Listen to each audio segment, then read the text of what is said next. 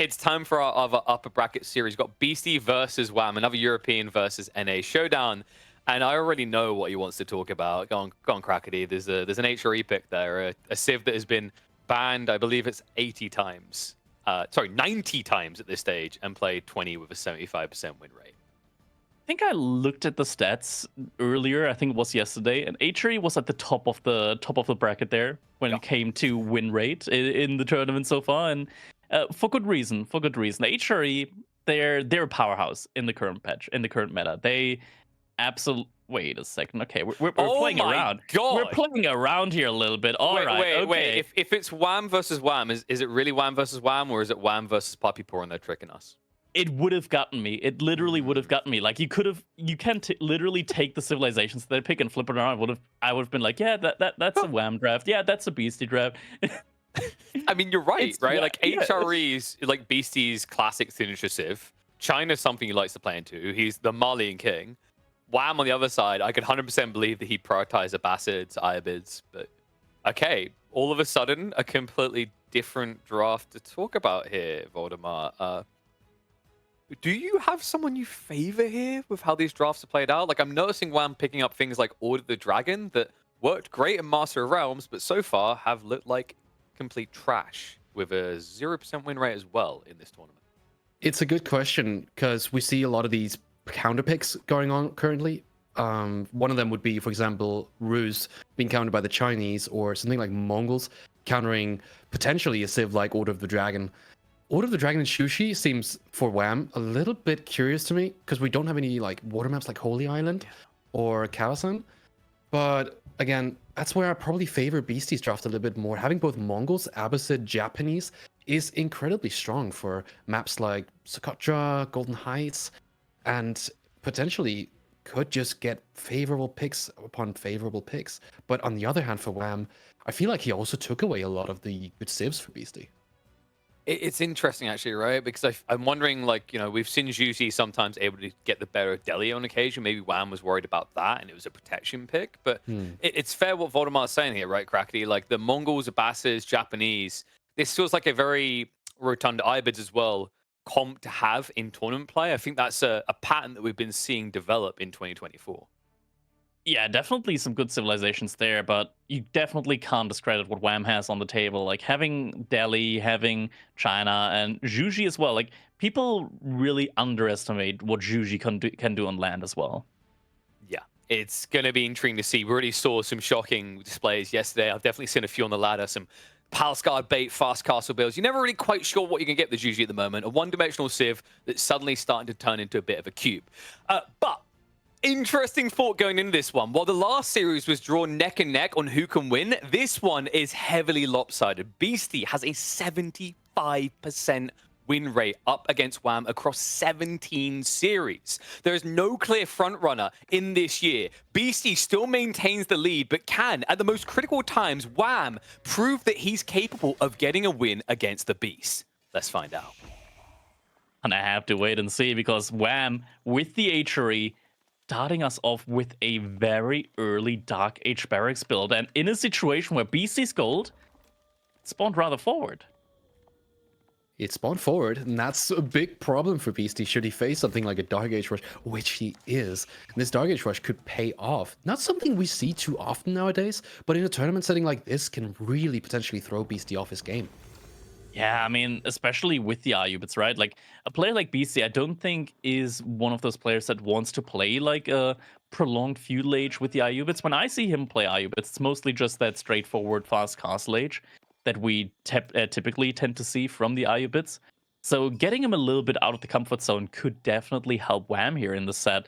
Beastie, though, definitely not somebody to underestimate.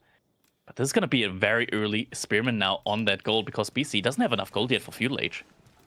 The Spearman comes in, and it has such a massive effect if he can force this feudal age, because if we talk about meta plays, while HRE can certainly go castle age, it's kind of countered by the Ayubid. Forcing a feudal age play with a Dark Age barracks like this is massive, because we've spoken about this so many times before. HRE and their feudal age aggression and that timing is so strong, and forcing an Ayubid player to play that kind of game might just be what Wham needs here.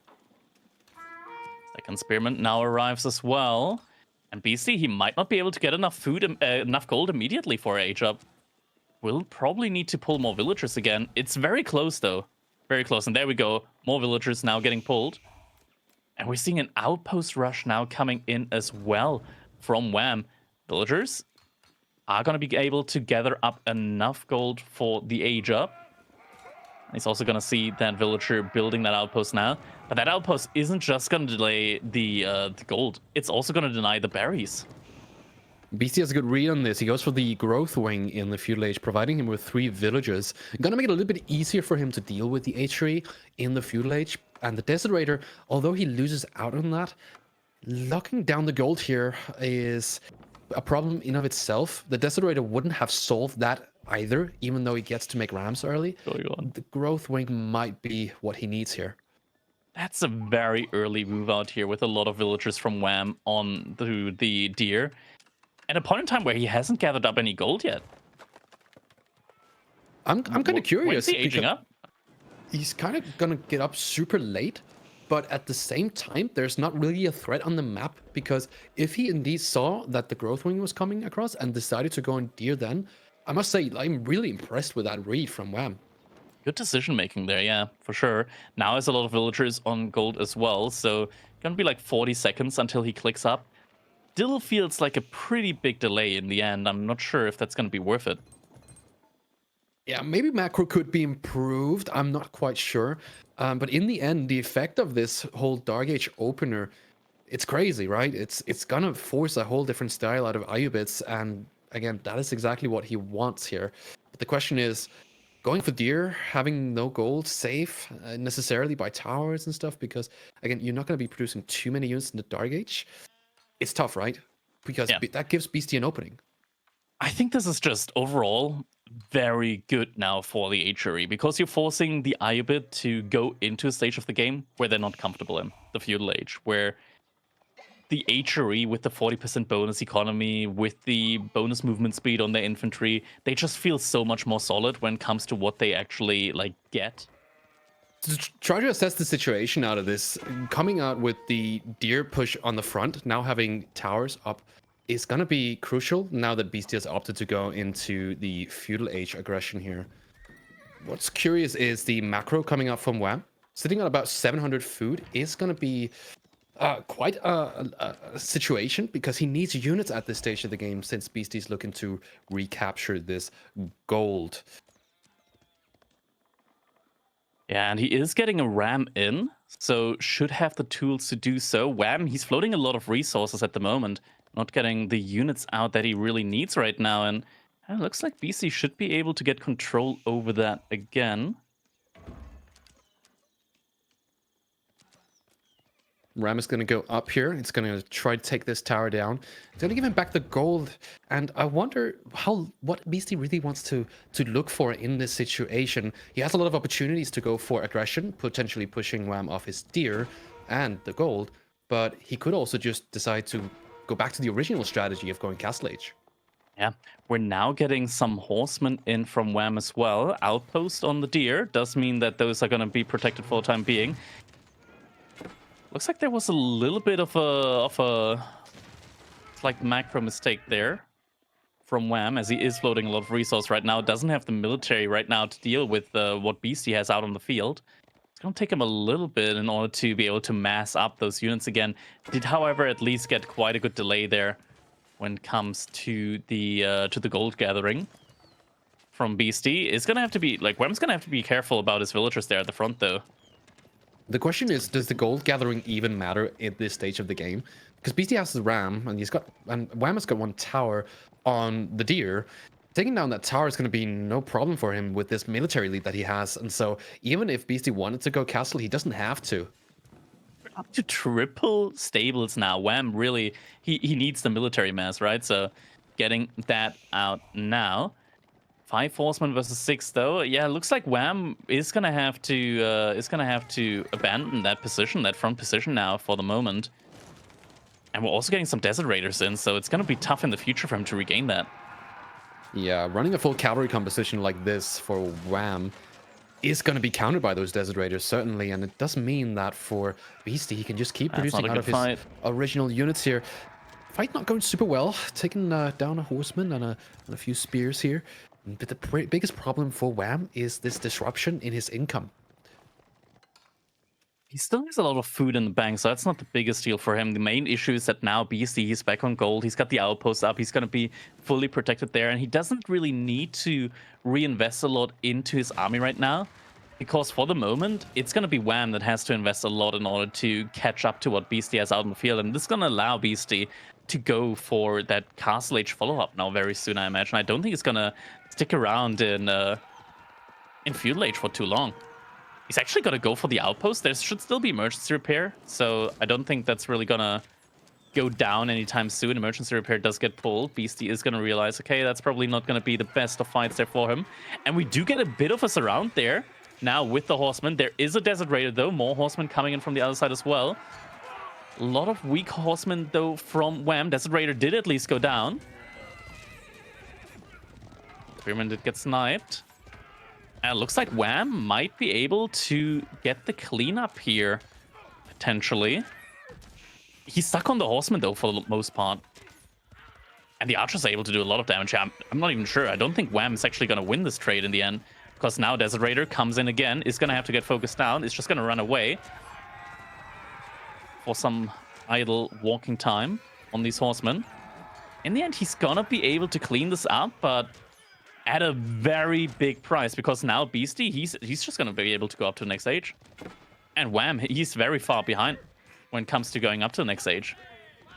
That is, age up has been clicked, and it's going to be the logistics wing. So Relics, they're not going to be there for Wham when he gets up to the next stage. Certainly not, and that is exactly what Beasty needs here in this situation. He took a fight that doesn't really matter too much to him. Whether he wins it or not, again, it's all about the timing that he's already built up for himself. And so now, if he gets to take the relics, that means that Wham has to commit to a Feudal Age, because the Castle Age is not going to provide much value for him as the HRE player. Horsemen, a lot of them coming in, but there's no plus Pierce Armor upgrade for him right now. It's going to be difficult for him to dive those outposts, even without the emplacements. And Beasty, he has enough stone in order to get 2 emplacements now on these outposts. Once those come in, like, Wham isn't really going to be in a position to dive onto the gold mine there anymore. The horsemen right now, they're kind of useless. Yeah, they're not going to find much more value here. It's certainly a good read to not keep building them. The question is, what kind of situation is Wham in? He's trying to go to castle to contest the relics, perhaps? He has 3 stables and will be able to make knights, but knights into camel lances doesn't really feel the best, in my opinion. What do you think? I think it's not the worst, mainly because the camel lances, they also suffer from like having a little bit less damage and having a little bit less health. It's all about just being able to really mass, in which situation the HRE in theory should be really good. The main issue that's going to be coming in here is going to be like securing the relics. Wham, he's got 6 horsemen remaining. There's going to be 6 dervishes out immediately, and Beasty is in a position to make Desert Raiders like already during the transition. So this is going to be really tough. Regnus Cathedral is now going to be coming in. Regnus Cathedral is going to come in, although only with 1 prelate. It's going to be pretty much impossible to really contest these relics. He might get one that's close to his base, but Beasty could also get sneaky with the dervishes and just go and collect the ones that are the furthest away from him. And so the horsemen here, I mean, up against the dervish and potentially the camel lancers coming out now, I'm not sure it's enough. However, had he tacked into spears instead, maybe there would have been a chance to at least deny 1 or 2 relics. It's a tough situation for sure. Yeah. And Wham right now, he's sitting on the relics on the right-hand side, and what's Beasty going to do? He's just going to go to the ones on the left-hand side. Instead, looks like there's going to be at least 2 horsemen, though, but look at that. He's just going to pop the healing aura, and the horsemen already do, like, reduce damage due to the camel and the switch. For some reason, the dervish also spread. Like, he's just tanking it. This is obscene. This is actually obscene. Like, how long it takes for these dervishes to die to 2 horsemen. Yeah, you would think that's filthy. That's actually filthy. That's actually crazy.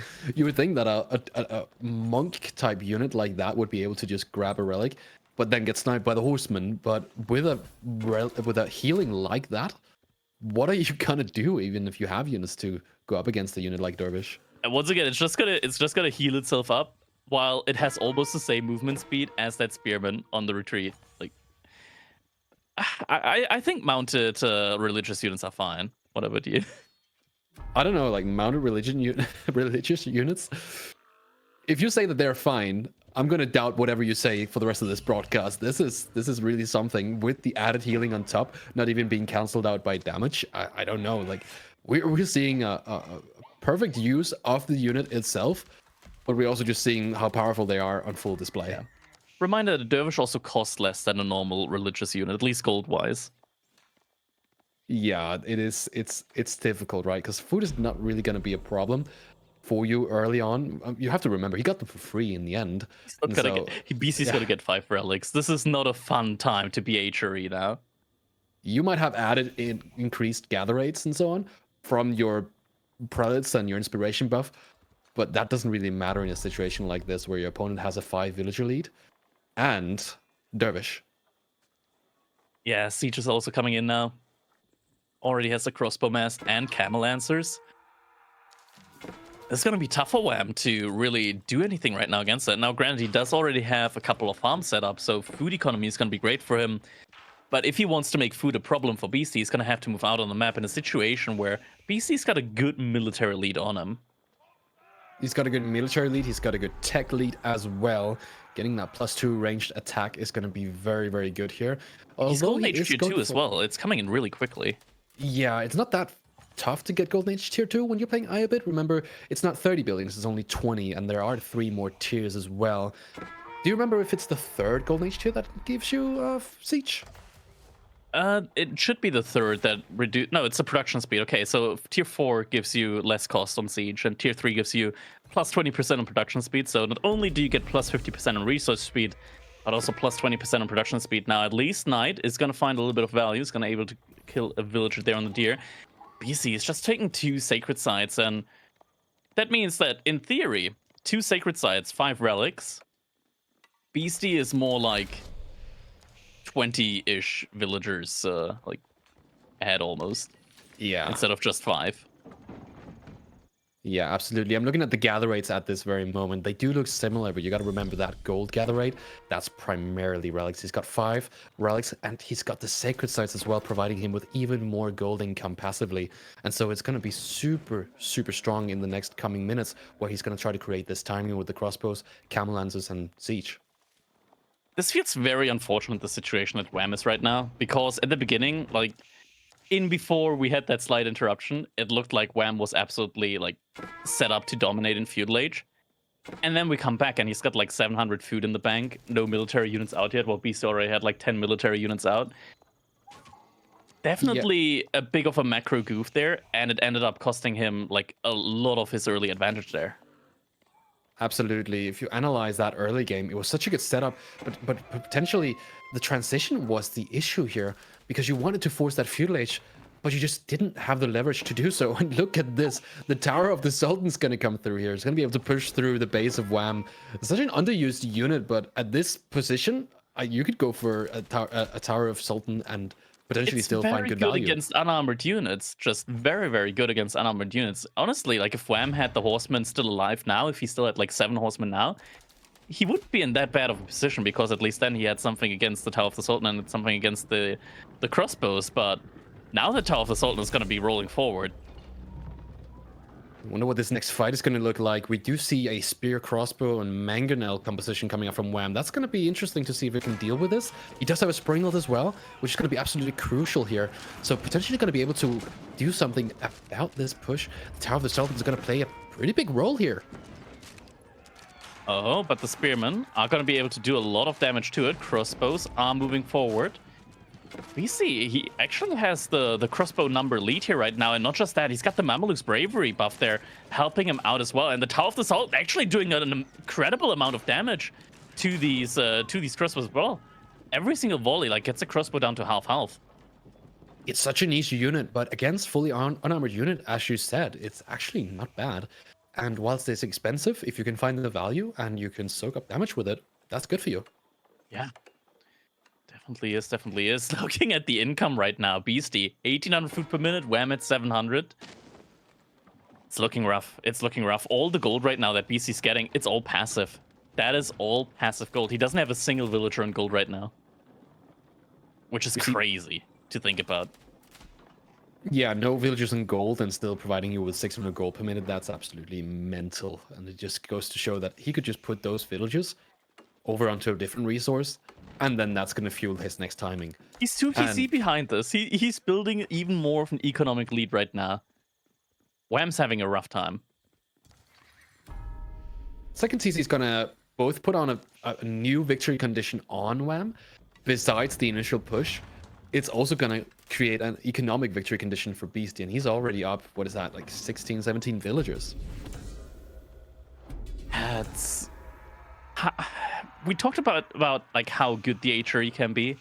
In this situation, they don't really look like an S-tier material civilization, right? But it all kind of like hinges on how the early game went, and definitely didn't go quite in his favor. Wham, once again, he rebuilt a lot of his spearman mass, which on paper isn't bad against what Beasty's making. Beasty's making horsemen, camel lances, and still like crossbows, which in theory the mass spearmen aren't that bad against, but also don't feel too great, just because like the crossbows can still do a good enough amount of damage to the spears. We often talk about compositions and how they differ, and playing spearman crossbow together with siege, it's so slow, it's so static. Whereas if you're playing more cavalry and, you know, range units, you're able to split units up and have multiple objectives with them. One of those would be for Wham to try to find damage in the rear, but he doesn't have the cavalry for it, and that's gonna be a big issue. Yeah, it's definitely not one of the most mobile compositions here right now. And the spearmen, while they are great, they have a lot of mobility going for them. They don't feel that great right now in this mass right now that Beasty has, and I wish that Wham would just go for like the horseman switch once again, just get those horsemen out. They would deal great just with the siege, with the crossbows, and sure, there's camel on ease, but when you have enough of them, it doesn't really matter. And he has the resource for it. He definitely has the resources. More Walls coming out now. Yeah, Walt's coming up here is going to be looking to slow this game down a bit. Typical Beastie to be able to just take an advantage like this and put it into his favor by trying to play to his playstyle, which is, if we can get into the long game, he feels super comfortable. We've seen him talk about this time and time again and seen it play out as well. And it's just capitalizing off of this massive advantage. Well, it's coming up. We do have the spearman from Wham right now, just being able to get a couple of hits in on the villagers there, on the berries. At the same time, military in the middle is also looking to be engaging. Yeah, we got a fight in the middle right now going on, crossbows and spearmen against the military mass from Beasty. Looks like for the moment they're just posturing in front of each other, but Beasty, all of a sudden, he's got the siege advantage now with 3 Springles, even more gonna be in queue there. 20 villager lead as well behind this, and yeah, it's gonna be a lot that Wham is gonna have to deal with now, as the mass from Beastie is now starting to push forward as well. An impending push here, and I'm trying to look at this macro, thinking that it looks like he wants to go for Swabia, which could be a potential way out, but in this situation with an impending push like this, that's so scary. Definitely feels like you can't just commit to that, and once again, I feel like if Wham just went for Horseman here now at this point in time, he would definitely have the tools to deal with that. It's a risky play though, because you don't want to make Horseman into civilization that already has like the camels out, right? So maybe gets the Mangonel though. Nope, Springles are gonna be in position. Mangonel won't get sniped. Wham splitting all of his units up there, tries to attack from multiple angles at the same time. But the body blocking and the Mamelukes buff on all of these crossbows. Just look at how many crossbows are being lit up right now. So many of them have the aura and they're doing so much damage with it. Yeah, this composition again, having the crossbows and the siege together, and then ultimately winning the siege fight means that your crossbow mass is not going to be contested. And now we can see he's constructing more springles. He knows how this is going to go. If you win the siege, you will ultimately win these fights, and these fights are what ends games. You need the siege mass, and if you don't have it, well, then you're in a big trouble if you are going to run full crossbows. Exactly, and the thing is as well, like, those springles that Beasty has right now, they're not just great against the siege that Wham tries to put out, but they're also great against normal unarmored units. Like 4 springles, they one-shot the crossbows. I think even 3 springles are enough to one-shot the crossbows. So they also got the attack speed buff upgrade a couple of patches ago. So the damage, even when there's no siege in there in the game, the springles actually provide a lot of value there. Yeah, now the horsemen are coming in. Fair point you make there with the friends. Well, the lightly armed units across this. It's a more value for you. That's then to counter you can be able to snipe out. I'm gonna have to interrupt you there, as it looks like you're going robot there for a bit. But Wham, he's gonna have to call GG there. And it looks like Beasty is going to be able to take game number 1 there for himself. And yeah, looking at the overall economy there, food definitely in favor of Beasty. We look at it at the beginning there, and the military value lead there for Beasty, it just suddenly skyrocketed. Like, as soon as he hit feudal age, he just invested so much into feudal age, so many units out, and then it was up to Wham to like come back with his own investment. And it's so easy to overinvest in those situations, and yeah, that just kind of felt like what happened there. And sure, Wham in the end, he managed to clean up Beasty's military, but it bought Beasty enough time to go for that castle age. And then we're in a situation where the agery they don't want to be in. It's in a situation where they're doing like a fast castle race against the Ayubids.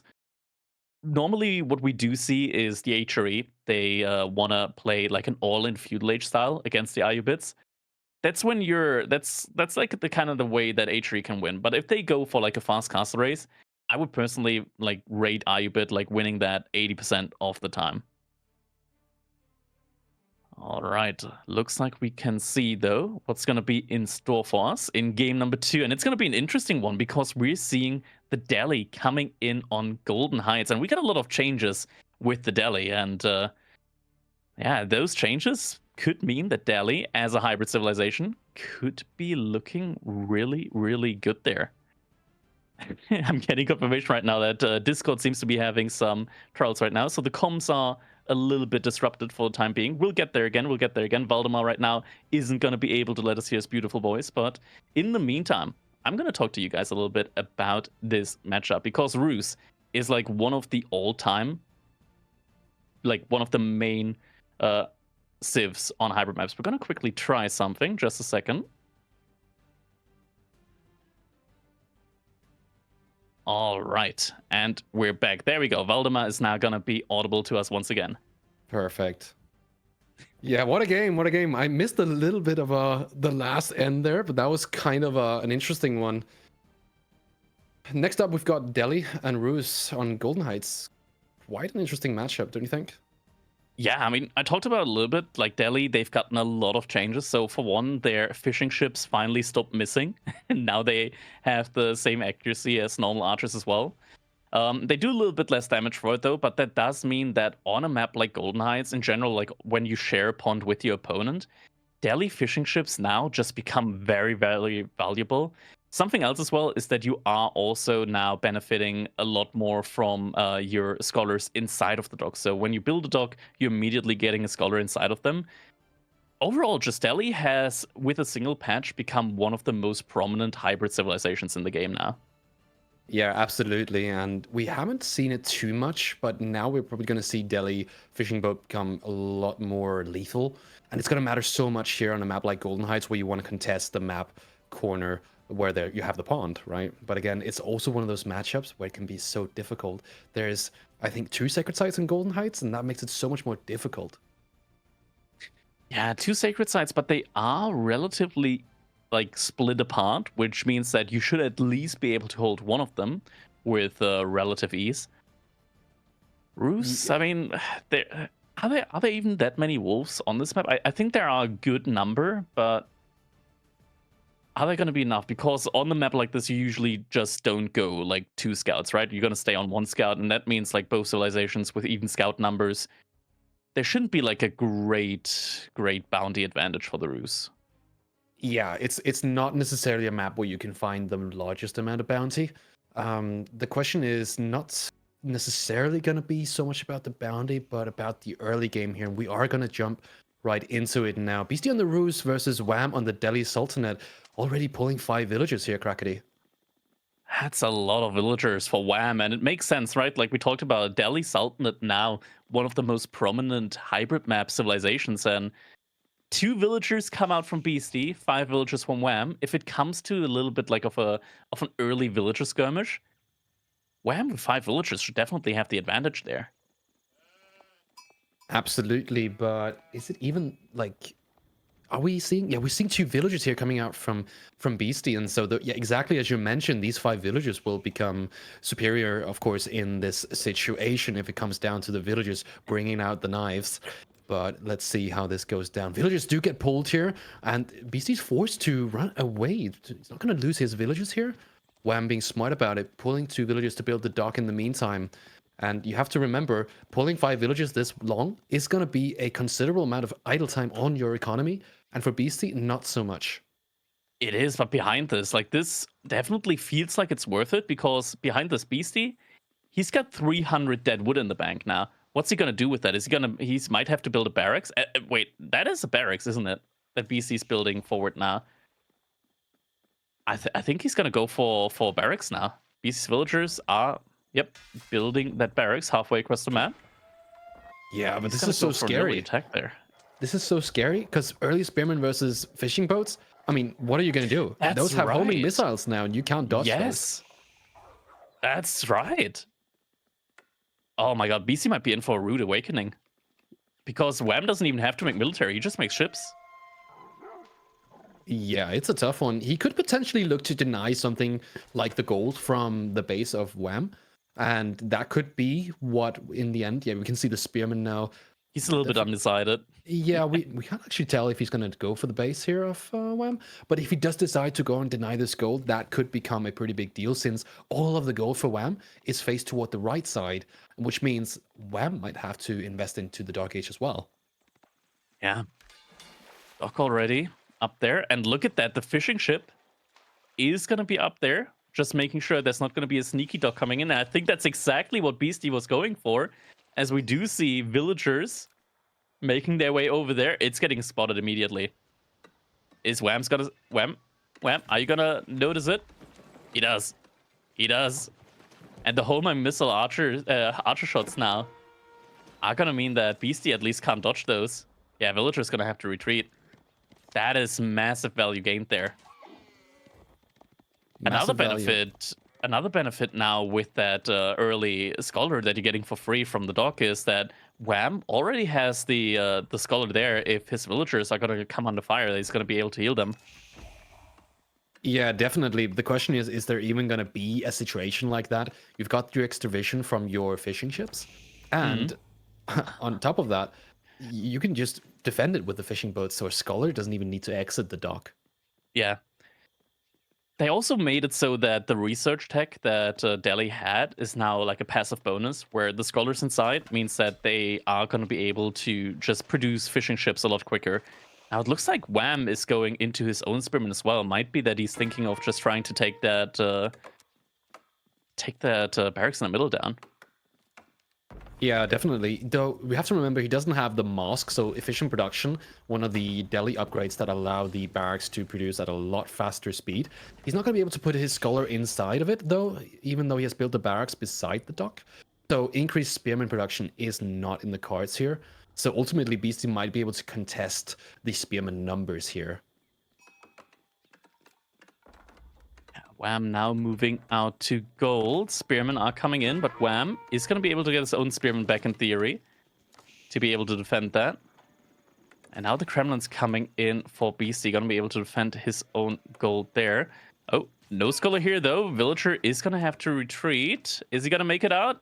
One more hit. He's got to survive. Oh, and the body block. Villager is going to make it out alive there. Close call. Spearman not finding too great value. Only one left alive. And now Wham's going to be able to freely go for the age up as well. Already has 4 fishing ships out there. So economy advantage working for him now. Economy definitely in favor for Wham at this moment, but you got to remember, he's been delayed on his gold now. He's not going to be able to get up at the same speed that Beasty is able to. And so potential follow-up from the feudal age with either knights or archers can prove to be deadly here in this situation. Wham needs to stay alive. I would say this is normal though, right? Like if one player invests into fishing, then Beasty getting the bounty there. If one player invests into fishing, he's always going to be a little bit later feudal age. But if you look at it, like it's not going to be that big of a delay there, right? Like Tower of Victory already coming in now. Wham getting that up with 6 villagers. He can afford sending more villagers onto that because he already has like the eco advantage there. Looks like Beast. He wanted to get the bounty there with the wolf, but the spearman was already so weak he wasn't able to finish it. Beasty now going to be aiming for that second TC. Indeed wants to go for the second Townsend to looking to leverage on a little bit of a tempo lead, but as you outlined perfectly, the fishing ships do manage to catch up on the potential delays here. I still think that the position for Beasty is still something that we have to take into consideration. I don't think it's bad, but again, having fishing on Golden Heights with the deep sea fish allow you to gather so much food. Yeah, you're getting a lot of food there, and food can be very important for a civilization like the Delhi, which do like to spam a unit like Ghazi Raiders. And honestly, I think like Wham doesn't even need to think about Castle Age necessarily here. I think he can literally just go for the double Sacred Side play, get a market up, buy food, like buy the resource that he needs. And if he has enough units, he can just surrogate onto the secondary TC from Beasty. And then suddenly that second TC bonus is going to be gone in an instant. Yeah, the second TC has some time where it needs to pay off, for sure. And if Wham can look for a potential military timing in that window, taking down that second TC is going to be the way he's going to do that. But look at that second TC placement. That's such an awkward placement to attack. Yeah, I mean, it still has a main TC, right, that's firing onto it. Something that you could do in theory is you can put an outpost up that cliffside, so you can kind of like stop your opponent from gathering that wood. You can kind of like play a wood denial-ish type of game. Yeah. It's going to be interesting. I just hope that Wham is actually going to commit to the feudal age. I don't want to see him like go for castle age here. He's already got the economic advantage now through water. I want to see him play onto like the land with sanctity and just try and make that play happen. I'm not sure about that though, because the sacred sites are naturally on this map going to spawn super close to both of the players, and I would say with a Kremlin placement like that, Beasty's going to have so much wiggle room when it comes to defend this, because he can always just go back and forth like that into the defensive range of the Kremlin and then out again on the sacred sides after and contest it. So sacred side victory seems a little bit far off in my opinion. I think there is something to be said about potentially going for a more castle age approach, because you have that extra food income. The big issue is going to be you have to make some units at least, and if you take your sweet time about it, Beasty will potentially be able to go and push you. Yeah, I'll go for his own age, right? Like the second TC, there is kind of like a timer on you.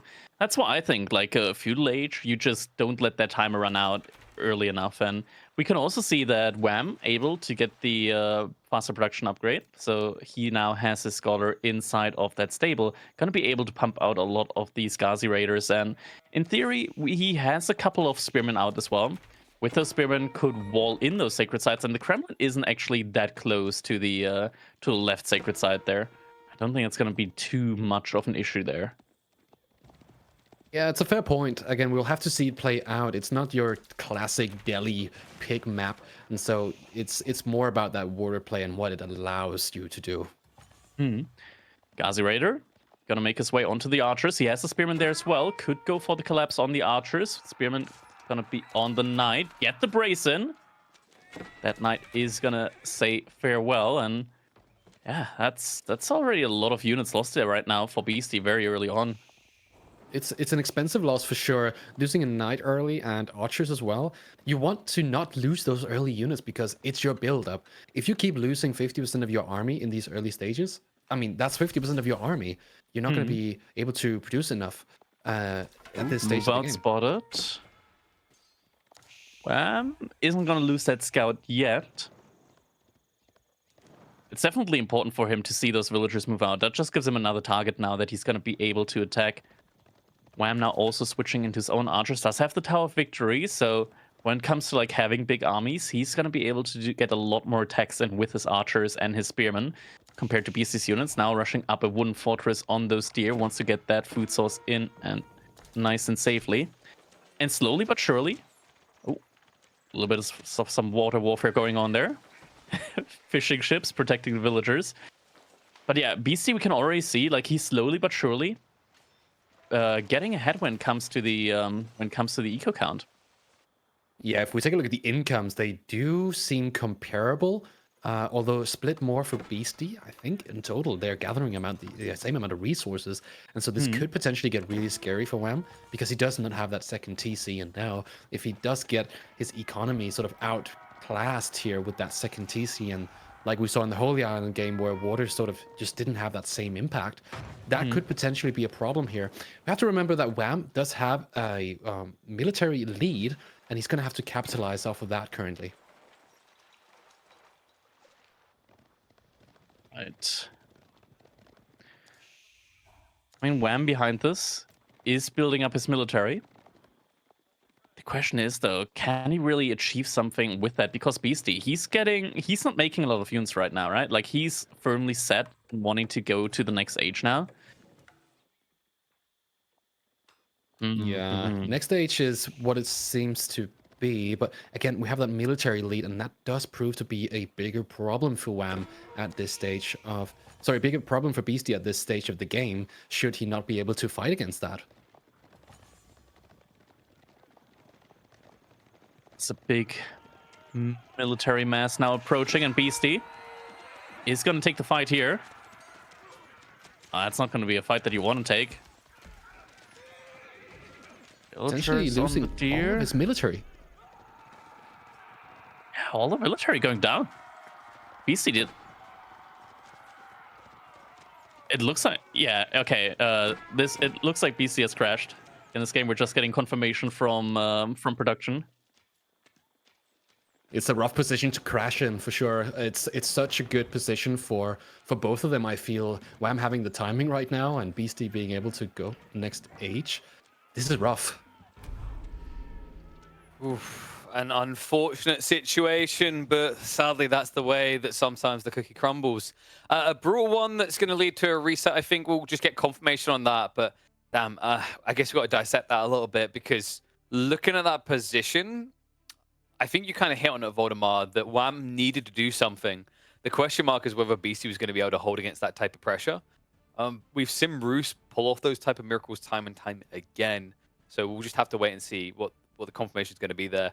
I think one thing that's really unfortunate about this type of situation, right, Crackety, is especially on a map like Golden Heights, same with Socotra, it's kind of these, I don't want to say gimmicky, but more, almost they still feel cheesy strategies, right? Like the 5 villager pool versus the 2 is really fundamental to the outcome of the game. Yeah, it definitely makes like a big impact there, right? Because if it's a rematch, then BC obviously might not want to go for the exact same strategy there. It's tough, definitely a tough call to make, especially on a map like that. Yeah. Okay, so we just got confirmation. Oh. Okay. I'm getting baited. We still need to figure this out. Unfortunately, it's the way things are. Honestly, guys, I always recommend just adding Microsoft and asking for us to get a pause or reconnect function. I don't know about you, Voldemar, but I saw Age of Mythology, and I'm a little bit jelly right now. Yeah, me too. It's so like nerve-wracking when we get to these stages of the game where we have these timings going, and it's like almost there for both of them. If he pulls through Beastie, he would have made it and then had taken the game, I would say. But again, Wham also had his fishing boat time. He had the food, he had the units, and the superior military. It could have been over. Yeah, I mean, it's actually wild how close that was to being over super early, actually, right? I think if Wham had just kept chasing those 2 villages, in fact, Crackety, we probably have had a GG before the crash even came in. Yeah, I mean, if that barracks didn't even come in, right? Not that the barracks really achieved a lot. It managed to delay the gold a little bit for the feudal age in the end. Wham did some great micro there. Didn't lose a single villager to those early spearmen. One even survived with like just 1 HP there. Yeah, and then just going into feudal age, it's a little bit rough because Wham didn't quite get the, I want to say, the sacred sites at a time that I think he should have gotten them, but he still had such a huge military at that point in time, and the fishing ships definitely like made for some really great eco. At the point in time, I think where like he went for the attack as well, like Beasty hadn't clicked up at that point in time, and he would have been out of the, at least the deer would have been denied at the point in time. It's tough. It's definitely a tough call to make there in that situation now. Yeah, I think it's also a tough map from that perspective, Audemars, right? Like we've heard the rumors of Delhi OP on water now. Beware. One of the big elements is the ability to quickly go on and catch that sacred site from the dot placement. Golden Heights doesn't quite offer that up, and we have to remember on this particular map, like capturing both those sacred sites is very difficult because of that central cliff that divides the map in two. Yeah, I was kind of thinking that as well. It's like you head into these maps that are so special with a certain strategy in mind that you might have kept secret for months and months as you've been practicing. And now it gets revealed and you have to maybe refire the whole matchup again. That's so tough because what do? Do you bring out the same strategy while your opponent knows that it can happen? Or do you end up changing everything around? Yeah, because it's kind of got to be on the radar now, right? Like from Beasty's perspective, I imagine Crackety's now looking and going, okay, if the water is that critical to your win condition that you pull 5 villages, I'm going to give it that type of respect as well, right? Like we've seen it historically in rematches in those type of situations where this type of play changes. I mean, maybe, for example, Wham has to play land instead and ignore it entirely. What kind of Delhi game strat do you have at that point? I don't know. I feel like it's such an unfavorable matchup from the get-go with Roos into Delhi. Delhi just, again, it's like Chinese. You have these defensive structures that are able to lock down these openings. And so if you were to play something like land on a map that already has so many impassable cliffs and woodlines, what are you going to do, essentially? You cannot go for anything else than your initial strategy because land doesn't feel the same. Yeah, something we have to be mindful of here, Crackety, is Dry Arabia is still in the pool. So Delhi would have been a great pick there alternatively if this type of off the beaten path strategy doesn't get allowed.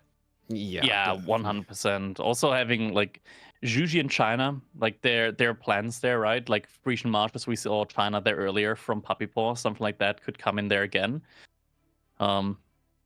Yeah, Delhi definitely here. Like it's a strategy that you just don't want to repeat, right? Like it's something that you want to catch your opponent a little bit off guard with, and that definitely happened there. Yeah. It's a rough one. It's definitely a rough one. No two ways about that. It's especially wild because like you've had this experience before, Voldemar, like right? Like we've all seen this, we've all experienced this. Well, you guys have. You've played at pro level. Is when you're 2-0 down, the draft gets weird, right? I always say the 2 points in a best of 5 where you can throw a curveball are the opening game and when you're on match point because you have the padding to ruin your opponent's draft with an unorthodox pick. Absolutely, and that's the thing with drafting. We often get into a map draft with specific civs in mind, and we try to read off of our opponent's civ draft and try to figure out what maps are they going to pick their civs on. Picking a civ like Delhi on Golden Heights is very uncommon, and so now picking a civ like Delhi there, that's going to reveal the rest of your draft, potentially. And so now Beasty can already plan out what is the counter picks going to be from now on, that he's revealed this path that he's going to take with his civ picks. Yeah, and for those wondering what's going on right now, we're just having our admins go through. We're working with Red Bull on that side for them to look back at the gameplay footage and make a call on what they think the outcome of the game should be. It's the fairest way to do it. Just a tough situation, right? Like, of all the tournaments this to happen in as well, and it is upper bracket. I know some people are going to be like, oh, whatever. If you lose here in low bracket, I mean, it's easy to say that now, but I think it's a lot more comfortable to have that padding on the way through to a potential grand final showdown, right, Crackety? Yeah, definitely, definitely. It's it's a lot of like wind out of the sails here now at this point in time. It kind of like takes the tempo out of the set as well. Like when you play game after game after game, you go and you want to like rush the series a little bit. That comes into play there as well. So players right now, they have to like wait for the admin decision, wait for the admin call now, and depending on what comes in, right? Like it's a little bit of a potential reset for one person, maybe a little bit of an upset for the other. Either way, we're gonna have to wait and find out exactly where this set is now gonna go. Whether we're gonna get a rematch, whether we're gonna get an admin call there. Yeah, that's gonna be that's gonna be a crucial next couple of minutes now. It's fun from one element, though, Voldy, right? We get to talk about the new Dawn of the Delhi. A lot of people have been alluding to them looking OP on water. What we've seen so far, is it kind of leaning you to Delhi as a water civ here, right? Like there's a bunch of different buffs. We had the production rate is now by default there. The scholar will spawn in the dock if you don't have a mosque. Fishing boats are now aimbots. I mean, it's all looking like it's leaning towards Delhi OP once again. Yeah, I think Delhi has always been, contrary to what Marine Lord said yesterday, quite a significant civ in the draft, simply due to the fact that you're gonna find it being super strong on these open maps. What these changes to this civ actually create is a wilder draft in the Delhi section because it's more unpredictable where you're gonna pick it. We see it now with the Golden Heights, and we see it, well, I would have expected Delhi on Gorge or Dry Arabia. Picking it on Golden Heights is a massive change, and we saw how effective it was. Beasty wanted to go for the barrack opener, and the ships were able to deny that, and even the dock drop later on. Again, Delhi opened up for more potential playstyles, and I think that's really healthy for a civ that's so one-dimensional. Yeah, and it's interesting. I mentioned Dry Arabia for Delhi, but I think we've seen a few players doing that on Socotra as well, right, Krakody? And based on those games I was at least watching, Delhi was surprisingly effective. Yeah, right. Like you get two sacred sites, and they're pretty easy for you to get at the beginning. You just pump out those units, and once you have two sacred, like that's like one of the win conditions, right? Like once you get those two sacred sites locked in, it's essentially like getting suddenly like 6 bonus villages. It's like getting economic win growth, kind of. And when you get a market in to facilitate that, to like be able to not just decide which resource you want to buy, but also like at which point in time you want to buy it, or do you just go to Castle Age as well? There are so many opportunities there with Delhi. Once you lock in those sacred sites, if you just pump out more and more units, and that's truly what we see most of the time, right? Like just Delhi going ham in feudal age. You know, there, you know him as well. Like there's a player on the ladder, Moo. Many of them know him. And he does that literally day in, day out. Castle Age, I swear he has that button like unbound from his hotkey. He does not know what Castle Age is. Yeah, it's like the other one to me was Ravane for a while, right? Like he was kind of in that mood, and then he went HRE, decided Castle Age might sound a bit better. Like there are a few players that really prove how strong that is. The other thing that's interesting on that map as well, Vodemar, you probably noticed this in your practice games, is walling the center is ridiculously powerful. And Delhi have a huge edge in easily being able to do that as well. Yeah. Okay. So we just got confirmation in. We want to do it the fair way. It's the way it should be done. We want to make sure, especially with this being the pinnacle tournament of the year, that no one is deprived in an unfair way. It has been confirmed. It has been ruled. WAM is going to be given the game to win here. Seems appropriate considering all the details in mind. I mean, some things that come to mind there in that one Voldemar. It did look like BC was running out of food, right? He didn't have much map control. There wasn't a block at a sacred site win condition. Fishing is a big boon. I think there's enough boxes ticked there at that point to say, you know, with BC also being the one crashing, WAM deserves that point. Yeah, again, it's always difficult to say because so much can happen. These players have incredible ability to pull out of difficult situations, but ultimately, when a decision is made, it's made, and we have to keep going. We do indeed. And that means we're going to have to look forward to the next game. Now, with that in mind, BC will have the next map pick. I just reminded folks, the reason these discussions are taking a little bit longer than they normally would for an EGC tournament is that we are not adminning it. We are simply the broadcast partner for Red Bull in this one. So we have to bow to whatever they say goes. Big shout out to them for being involved in the A4 scene. But, you know, if you're Beasty here, where do you lean next, Krakody? Is there a map that you think could be a strategic? Okay, well, I'm already seeing hovered on there, so that gets out of the way. It's gonna be Dry Arabia for Game 3. Talk me through what we're expecting from the players here. Dry Arabia. So Socotra definitely gonna be Malians for Wham, so I don't expect to see that there. Could be either Order of the Dragon or Zhuji's Legacy for Wham. On Beastie's side, I could imagine probably Byzantines on Dry Arabia. There it is. Byzantines coming in there. And yeah, I would expect, oh, Malians actually not on Socotra, but on Dry Arabia. Okay, interesting. Not something that I expected there. Maybe he kind of like anticipated the Byzantines pick, because in the end, like the Malians, they're not that bad against the Byzantines. Wait, Voldemort, like, to kind of look forward a little bit, is Wham maybe cooking Zhuji for Socotra? Because now his draft reads that way, right? I'm not quite sure. I would say, however, that one of the most strong civs for Socotra could be the Chinese pick, and it could be what negates the potential Mongol or Abba pick there. I would probably assume, based off how the draft is going right now, that Frisian Marshes is going to be something like Abbasid Japanese. And then he's going to have to do Shushi Order of the Dragon there, because that can be quite favored. You have a short rush distance. And on Socotra, he can still throw curveballs and go for the Shushi. We never know, but we can only anticipate so much.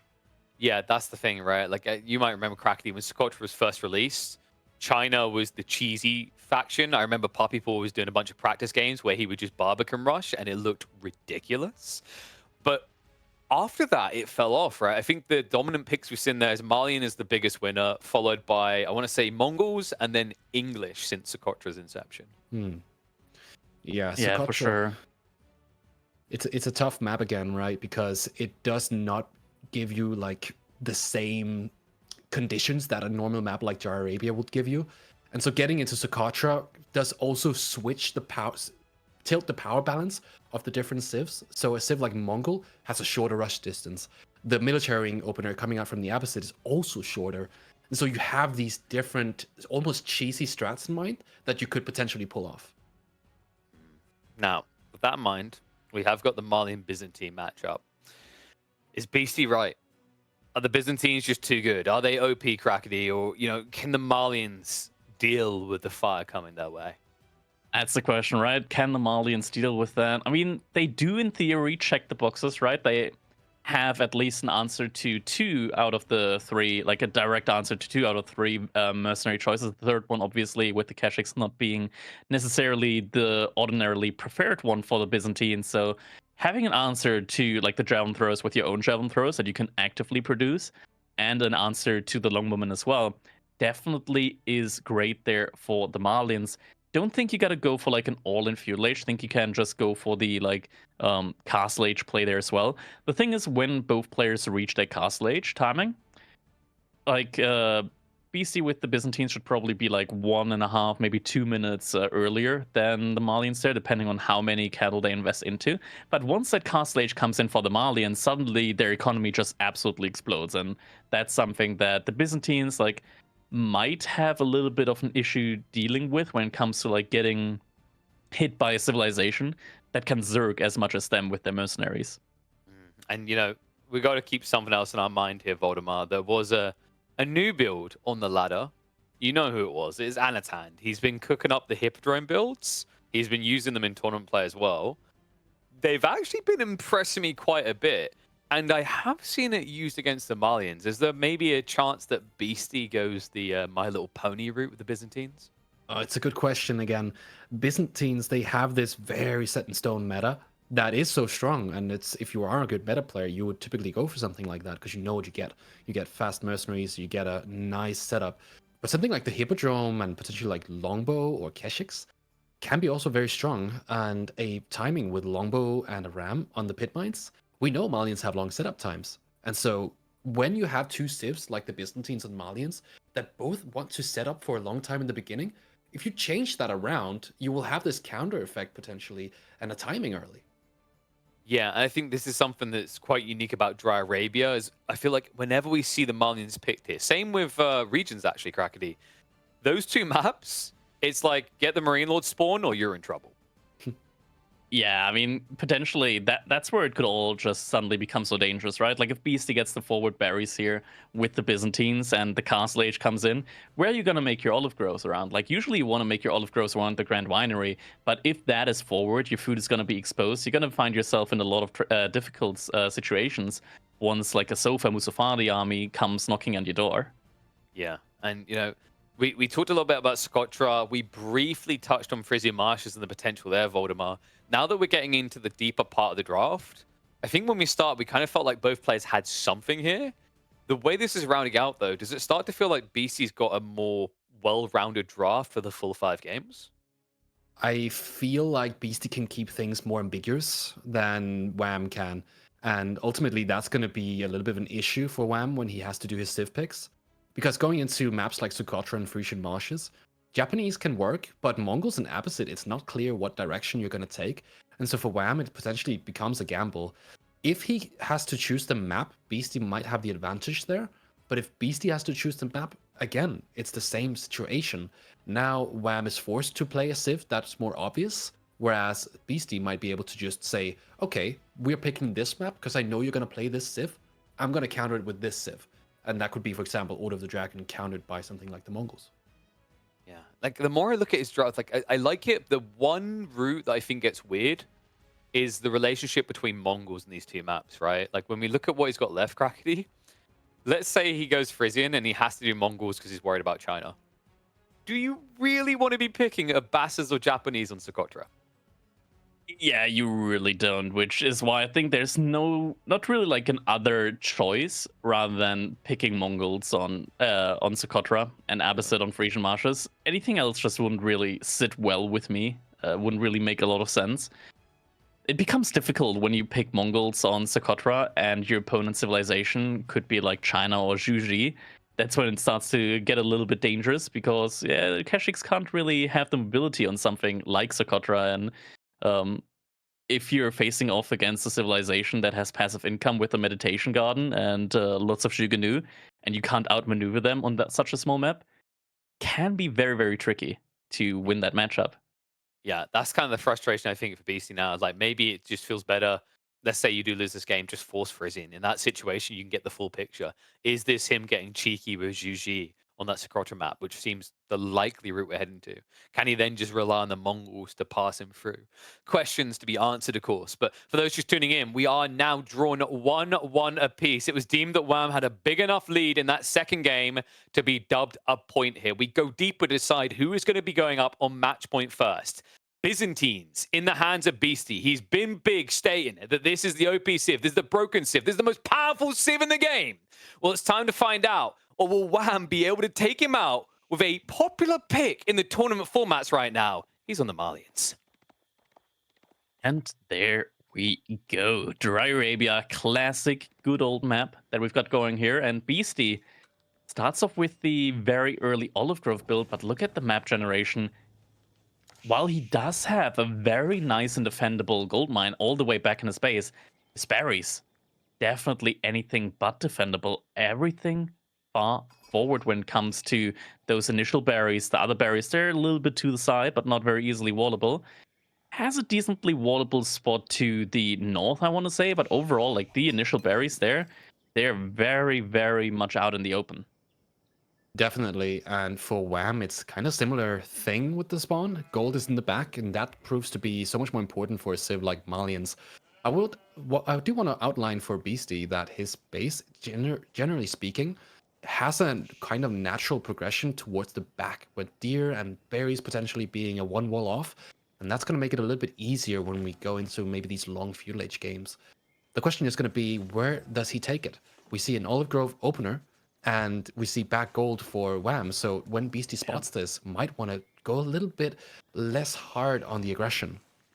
That's going to be the question, right? Like, can you really afford not going hard on the aggression in such a matchup, especially when your berries are forward? Because in many situations, the best defense when your map spawn isn't optimal is a good offense, right? So definitely could be the option there for him to go for the offensive play.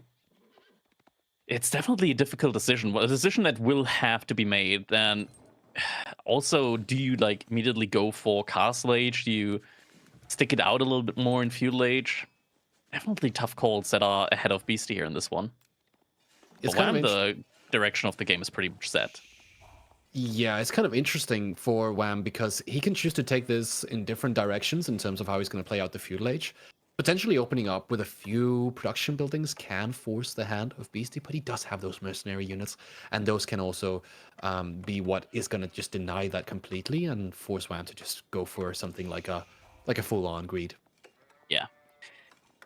Grand Winery now coming in on the front there for Beasty, Mansa Quarry. Mirroring that on the side of WAM. No surprises here so far. Winery is going to go up here on the front, and that means that if this is not pushed, again, then we have a situation where this plays a lesser role. But should he have some units coming out from WAM, potentially something like Warrior Scouts, or just a fast Javelin Thrower or two, to potentially counter something like Longbows, then it's a different situation. It's going to be very interesting to see just what exactly the mercenary choice is going to be there for Beasty. Could also just very well be the Javelin Throwers, right? Because you're getting so many of them for Olive Oil. There are these situations where even though you're not playing the Malians, you can kind of like outmass the Malian with the Javelin Throwers just with mercenaries. Those kind of situations then do feel kind of like a little bit gloomy for the Malians, like when they're being like kind of like outproduced by their own unit. Yeah, that's the thing we often talk about, that Byzantines sort of almost become the Malians when we see these javelins, Limitanate compositions, similar to the Donso javelin composition. And so they almost play out similarly, because Byzantines look often to set up a nice economy, like we spoke about before. The same for the Malians. They want to get those pit mines and cows set up. And so ultimately they hit something that looks like a similar type of timing. Looking at the trade posts here, we got Sipahi, some Arbalitry as well. Not necessarily the best units that you want to spend like your Olive Oil on in the end. Like Sipahi are nice and all, but you're only getting 3 out of them. It's not like an incredible mass that you get immediately, and they are still quite costly when it comes to the Olive Oil. Mercenary House now coming up here at this point in time for Beasty. Yeah, the Mercenary House is going to definitely exclude that Sipahi opening. We have seen it before from players like Anat, and deploy this sort of Sipahi composition style, because often what we find with Byzantines is that they lack that cavalry. And so if you get access to a strong cavalry unit like the Sipahi, you can really change the dynamic of your compositions. Doesn't seem to be the case though here. We do see a classic mercenary house being put here with the Western mercenary contract, going to allow him to go into the longbows and later on into Landsknechts and ultimately Streltsy. Yeah, definitely. Like the Landsknechte do prove to be like a very, very solid unit to have in the mid game against the Malians. Once it's like a mass like infantry clash coming in, when they go for the mass Musafadi warriors, they do kind of fall off once it gets into the poison arrow archer territory. But until then, like just having a couple of Landsknechte definitely feels like a good unit to have. Some very early walls coming out for BC as well means that he's going to be able to secure those top berries there as well. Can we quickly hover over them again, over the berries? Is that going to be like a large berry spot or just a normal 6 berry spot that BC is walling in there at the top side? It's going to be just a normal 6 berry spot. So the large 8 berry spot is going to be further to the west of BC space. So ultimately, with this wall, looks to play for a little bit more of a mid-game timing. He's not going to look to do that aggression that we've been speculating about in the before this game. And that means that this is classic Beasty. We see this slow down of the game. And if he can get to that mid-late game, it's going to be so comfortable. Getting some Limitnay now early on. First couple of javelin throws are on the way for WAM. It looks like Beasty might try to, at least at the beginning here, go for a little bit of aggression. Still has 3 villagers on gold. Able to get all the economy upgrades here. So far, we've got Wheelbarrow, Double Broadaxe, and Horticulture coming in. Now the longbows. First batch has spawned.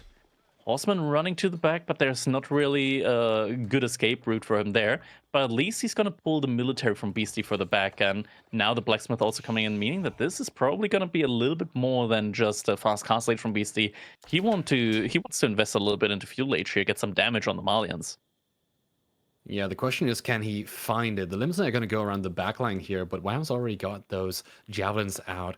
Javelins don't do super well against spearmen in general, but if he can get a good enough mass up, then he can take out both the longbows and the limousine. So the question is, ultimately, will Beasty commit to aggression here? Or is this just an effort to cover for his build-up? For the most part, just because he doesn't necessarily have any more limit in queue right now, I want to say that this is mostly just a cover up, right? Like we see this a lot of times from Beasty, where he just invests a little bit into feudal age, tries to get his opponent to overinvest on the respawns, and then after that try to just go for his own fast castle age. So far, I don't think that Wham has necessarily like overreacted to this. He made his own couple of cattle so far, a good amount of them. So he's getting a good amount of passive food income behind this, and he has a good amount of javelin throws in order to be able to react to anything that Beasty would throw at him here right now. And if Beasty sends like the limit against the javelin throwers, at least he won't have like the torching power in order to take down the pit mine or the house. Like it's either or. Either use the torching power against the house and the pit mine, and you potentially lose some of your longbows, or you use your it's just either or there in that situation. Yeah. Or you send your limit against the javelin throws. Yeah. And they just run away. We did see Wham looking to push a little bit out in the front with his main javelin force, but deciding to go back again now that the limousine and longbows are too present. Some body blocking with the scout there. Rest of the javelin throws arrive now though, and that's a big army. It's very scary indeed. Gonna be able to do some damage here, but we see it's not that much when it's only 3 of them. The other all the javelins went on the longbows, but his gold eco is idled out for now. Yeah, and all the longbows should be going down here. It's gonna be those going down as well, and now the Rather 3 still exposed there. And it's kind of critical to take them down now, so Beasty can't reach like that critical mass of longbows. And it's exactly as we thought earlier. Beasty, he's not investing any more into feudal age. This is literally just him getting a couple of units out, trying to force his opponent into an overreaction. Villager is gonna stay alive. And behind that, Beasty's now gonna try and go for his own castle age. Yeah, Oh, he gets the villager! He went back. Oh, okay, gets a villager for it. You have to remember when you have these javelin throwers, they're actually kind of an expensive unit. Often we talk about mines, we talk about the passive income, but looking at this composition, that's 15 javelins. And so when Beasty is about to go castle, that's going to be a lot quicker than Wham because he's not even close. Yeah, Wham's now reinvesting into Musafari warriors. That's interesting. Behind that, he's also going on the deer now, so food income should surge in a little bit. I'm not sure about this timing. I talked about earlier that I said that, okay, it's going to be like 1.5 to 2 minutes slower on the castle age for Wham. Actually, him finding the longbows there, that is very, very good for him. If he's able to close the gap on those, get them down now nice and early before they upgrade to veterancy. Would get a lot of value out of those. And he should be able to, considering he has the movement speed advantage, but it's such a big group as well. Doesn't look like he wants to go for it. He knows that there's potential castle age coming up. This is the timing that the Byzantines typically go for. And it indeed is. Gold Tower going up for Beasty. If Wham can get in and get some possible villager kills here, that can be pretty big for him. Could be, it could be. For the time being, though, it looks like Wham's a little bit undecided right now with where he wants to go with those javelin throws. Age up is going to finish in a little bit, and that's kind of force Wham's hand a little bit here right now. Age up has come in. Now the units know, okay, it's time to go in. Immediately getting double Varangian Guard on their way out. Villagers from Beasty gonna try and fast build a gate there. It's gonna be at least one villager going down, and the villagers with the gate are gonna be able to make it out. There's still another deer spot there that they can go onto. Javelins are just looming around this wood line currently. He's got the +1 ranged armor, getting the +1 ranged attack as well. He's going to mean that he's not going to take as much damage from emplacements, and that the first units that Beasty makes have to be able to deal with this. Varangian God, however, there is a few of them already out, and the longbows are upgraded, so he is going to be able to do a good amount of damage, but the movement speed will play such a critical role here, and the javelins will still do a lot of damage to the longbows, keeping the mass to a low. Javelin throwers. I mean, it's as he said, they can just run away if they want to. That's going to be the case here. Don't want to fight against those Varangian guards. That's what the Musafati warriors are going to be for. Musafati warriors might find some of those villagers on the deer and at least cause a little bit of idle time there once again. With enough mass, you can get some decent damage in against the Varangian guards as well. Gotta remember that they do have 15 less health compared to just normal men-at-arms, and now the Grand Fulani Corral is going to be coming in for Wham. Still has a good military mass on the field. That's going to be very, very important now. As soon as he ages up, he can get those veterancy upgrades for half price and at double the research rate that other civilizations can. And once he gets those... Oh, he barely misses the relic. But once he gets those units up to veterancy, that's going to be a big army that he's got there, and the economy is going to be equally huge for him. Yeah, I really like Wham's position at this moment. He's got a good amount of units out that he can potentially upgrade in the Castle Age, and he's fully walled as well. He's got a lot of resources, all the pit mines in the back. He's already pre-built the houses around this next pit mine, and now he's going to look for even more damage here in the middle, taking down the Varangian with the Musafati, and the good amount of damage coming out from the Javelins as well. You got to remember they have a high base damage. Yeah, and we're seeing Mangana outpost and placement now coming in as well. Beasty, he knows that he's gonna be under a lot of pressure in just a little bit. Longbow count is starting to build up once again, has 16 of them out. Definitely not something that the Musafati warriors can deal with right now. They're gonna have to fall back. Veterancy upgrades are gonna come in. Mangonel emplacement has been researched. And for now, Javelins will fall back, and I could imagine Wham should probably invest into some sofas, some production buildings for the sofas next up. Get some of those mobile units in as well. Yeah, it's a tough situation. Again, it's like with these compositions with archers and spearmen and man-at-arm type units, you often want to go into your own armored units, but you get countered if you go for something like sofas. And so ultimately, when you don't have your upgrades on your javelins and your Musafati, you will take increased damage. And so going for a push there would have lost him his army. So Beasty doing a good job here at slowing down the game, waiting for his own power spike to really come fully online. And that's what he needs when he goes into the next phase, where Wham will have so much food. Yeah. Something else to note, Beasty, he's not using his relics in the Grand Winery. Instead, he's using them in the monastery. That's a good play when you consider that Beasty's men-at-arms cost double than other men-at-arms units. So you definitely do want that passive gold income. Since Byzantines, they don't actually have any other way of getting passive gold at all. A lot of, like, many other civilizations, they do have those ways, like... French, for example, they get the bonus on trade, they get the guild hall. Malians, they get the passive gold. English get passive gold in Imperial Age. Rus get passive gold with bounty and whatnot, and the hunting cabins as well. Byzantine is just like one of the few civilizations that doesn't have like the passive way of generating gold in the late game, other than relics. Yeah, but you got to remember they can generate so many other passive resources. That's true. Like the olive oil is insane. Exactly. And I think when we have this discussion, which has been present for the past few weeks in the community, do we go for the olive oil relics or do we go for the gold relics? I think most of it is just a question of, do I want to have more longbows or do I want to have more Varangian God? And in this situation where you're up against a lot of Musafati, maybe you want to prioritize longbows. And in any other situation, you might want to prioritize Varangian God. Again, it's a bit dependent on the situation.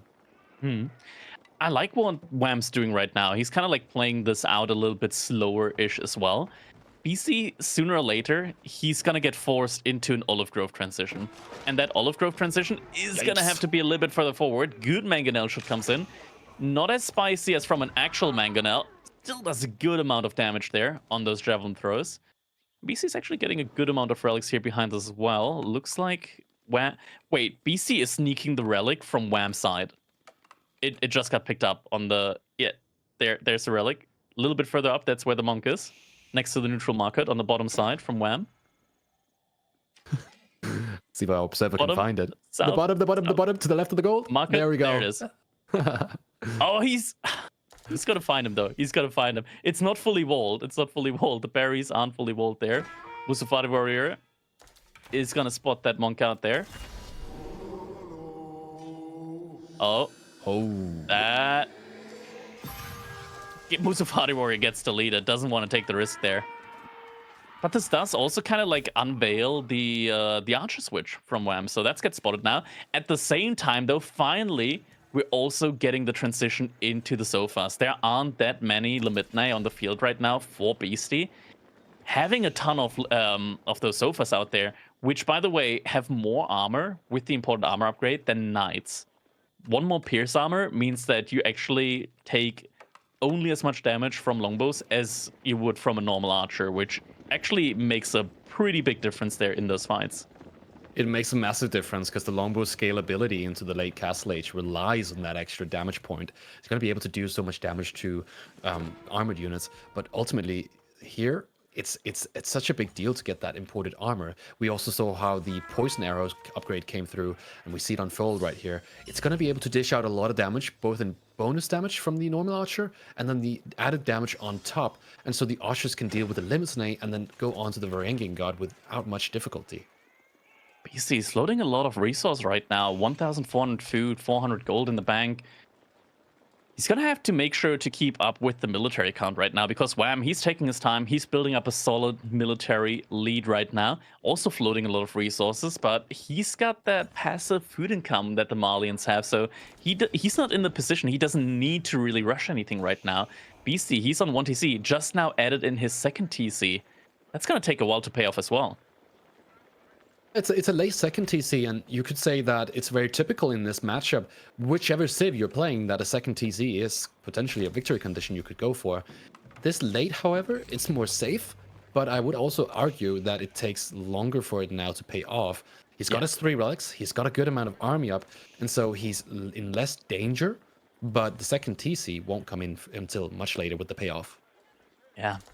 I fear that Wham, though, he could go Imperial Age, and I feel like his Imperial Age timing is going to be a lot better than Beastie's once he gets like his own Imperial Age upgrades.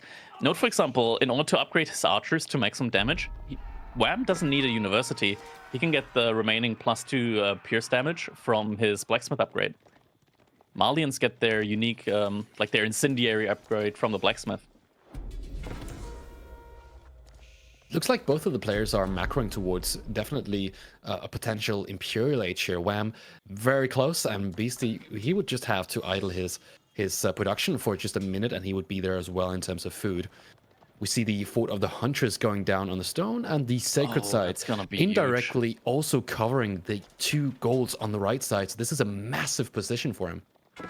Yeah, not just that, the Fort of the Huntress, he already has so many Musafati warriors. Once you get the Fort of the Huntress in, all of these Musafati warriors, once they're stealthed, their next damage, like their next attack, is going to do an additional almost 40 damage. They become absolutely obscene when it comes to their initial damage output there. It's like all of them suddenly get like mini hand cannons on them. That's not enough Lemitnae to win that fight. It's a big push coming through for Wham here. He has all his units. He took out a good amount of Lemitnae, though it's still 90 to 100 units here. We are seeing 1 Imperial Age coming through and still more units. So it's just that Malian power spike that we talk about so many times here on the 2nd TC. And this is a primarily ranged composition against a melee one. So it's favorable for Wham. And Wham, he's just absolutely flooding right now. And look at Beastie's resources. Wham just hit Imperial Age. He's just going to move back now. Beastie's just been forced to reinvest. He's at less than 100 food now. Imperial Age nowhere near in sight.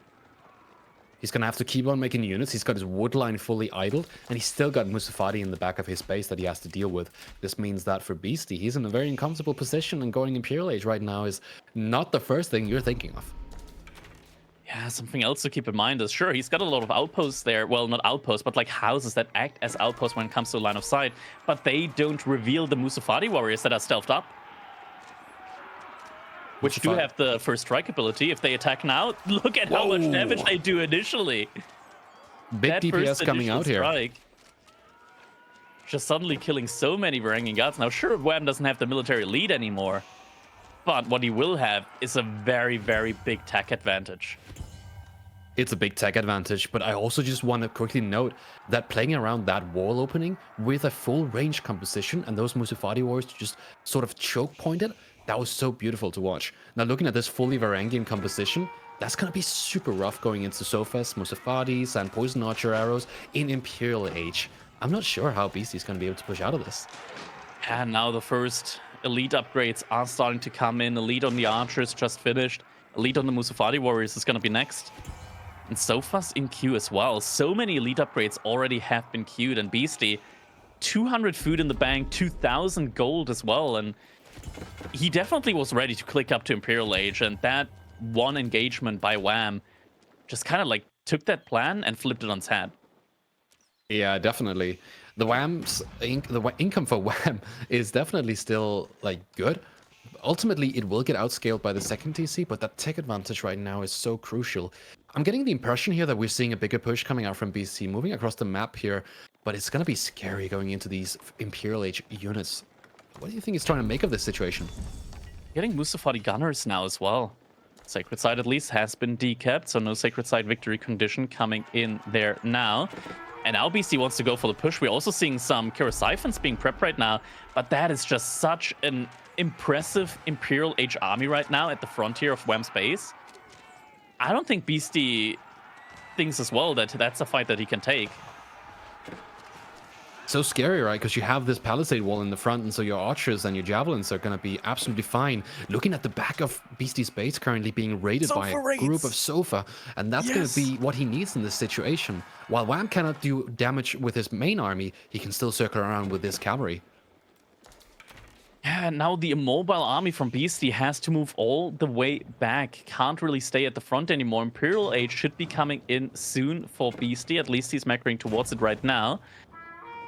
Still definitely doesn't fit great. Kira Siphon, that's a fortified outpost. Villagers, just 3 of them, are going to be able to take the Kira Siphon down before the outpost goes down. And wham, he's just building up the army right now. Actually, never mind, the villagers just went down to the fire. There's still a few villagers under here. There's one. No, he just died. There's 2 others in the top, though. Oh, yep. They're about to die, though. Yeah, one goes down there, and the last one is also taking damage. But the Sofa's coming here to try to take down this Kira Siphon. Gonna be successful here, and this Bombard Cannon Tower is gonna be staying up and providing safety for this very ambitious pit mine. Foreign Engineering Company coming in now as well, but looks like Beastie is about to take a fight now on the Fortress of the Fort of the Huntress now. Oh, he switched it up. He's going Palatine School instead. I don't dislike that. I think Palatine School is heavily undervalued in many situations, especially when you go for a play against the Malians, where Mass Limitanei actually becomes viable. But now this fight without the upgrades... It just looked like he's going to get the Fort of the Hunters down. Villagers get pulled here, but he's got the Varangian God on the villagers. Pretty good push, I would say, because he's going to be able to do this villager damage. Mangano's going to come through here, and there's a lot of range units as well.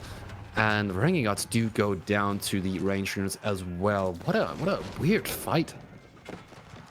That's a lot of the Varangian Guards, and keep in mind, they're very expensive. 40 gold each instead of just the normal 20 from normal Men-at-Arms. And sure, that Fort of the Huntress did go down, but he also lost a lot of rams, so in theory, it's probably not going to cost more to rebuild that Fort of the Huntress than what BC just lost there.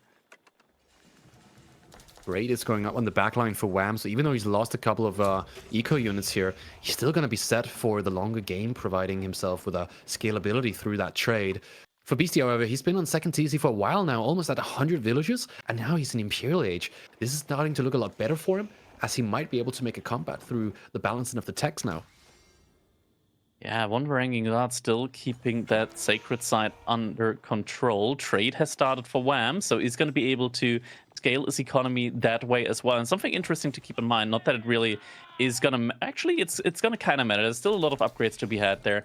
The Malians, they do still have that bonus where when you trade, your upgrades are going to start coming in quicker. So for every successful trade, your upgrades will get research faster. And there's still a good bunch of blacksmith upgrades that Wham is going to have to research here. So getting a bit more speed on that research is definitely going to help him out there. Looks like there's no repair coming in on that landmark. There might not be no repair coming in on the landmark, but you got to remember that there's something bigger going on. This is Wham's trade. Don't forget. This is going to be... It's a special trade. It's a very special trade. He's going to be looking to set up the nice victory condition that way, and it's going to be such an ease to come into the late game with that set up fully through the tax of the towers. Yeah, never underestimate the Malian late game. They're going to be getting those Musufadi gunners in, and Actually, something that I'm not sure. A lot of landmarks actually lose their bonus whenever they do go down. Notably, there are exceptions to that. So I'm wondering if Fort of the Hunters has a similar exception and stealthed up Musafadi warriors and Musafadi gunners, if they still get their bonus for strike ability, even while the landmark's down. Maybe something that we have to keep our eyes on. But BC right now, he's got quite the strong army, right? Like 61 longbows. Right, they're actually, are they elite? Are these elite longbows? They look like Castle Age longbows. So yeah, he should definitely get the upgrade on these. It's considering that they're over veteran, like yeah. 70% of his units are longbows. The scary thing, however, is for Wham, he's looking into playing mass siege here, and that's what we've been seeing a lot lately. That these siege plays here are so strong, and with the trade, that's the perfect economy for it. 2 culverins and 3 mangonels, that's going to be plenty to deal with this fully longbow composition. Yeah, and it's going to be tough for Beasty to keep up with that. Keep in mind that Beasty doesn't have access to any of the large gold veins right now. Trade is also not set up for him. And you can't really afford to make mass siege while making mass ranking guards. I'm just going to say they're so expensive. 40 gold for man-at-arms unit. It's a lot. It's a lot of resources. I can agree with you on that, but you got to remember that it's often paired up with a unit that's free, which would be the That's true. Yeah, that does help. It definitely does. We're also getting some queued up Streltsy now, which have been nerfed though, so they do cost a fair bunch of olive oil now. You can't really spam that anymore, that like you were used to. Yeah, well, I do agree with you actually on your initial thought with the ranking gods being expensive, because going into this late game, it's not like we're going to see that massive olive oil.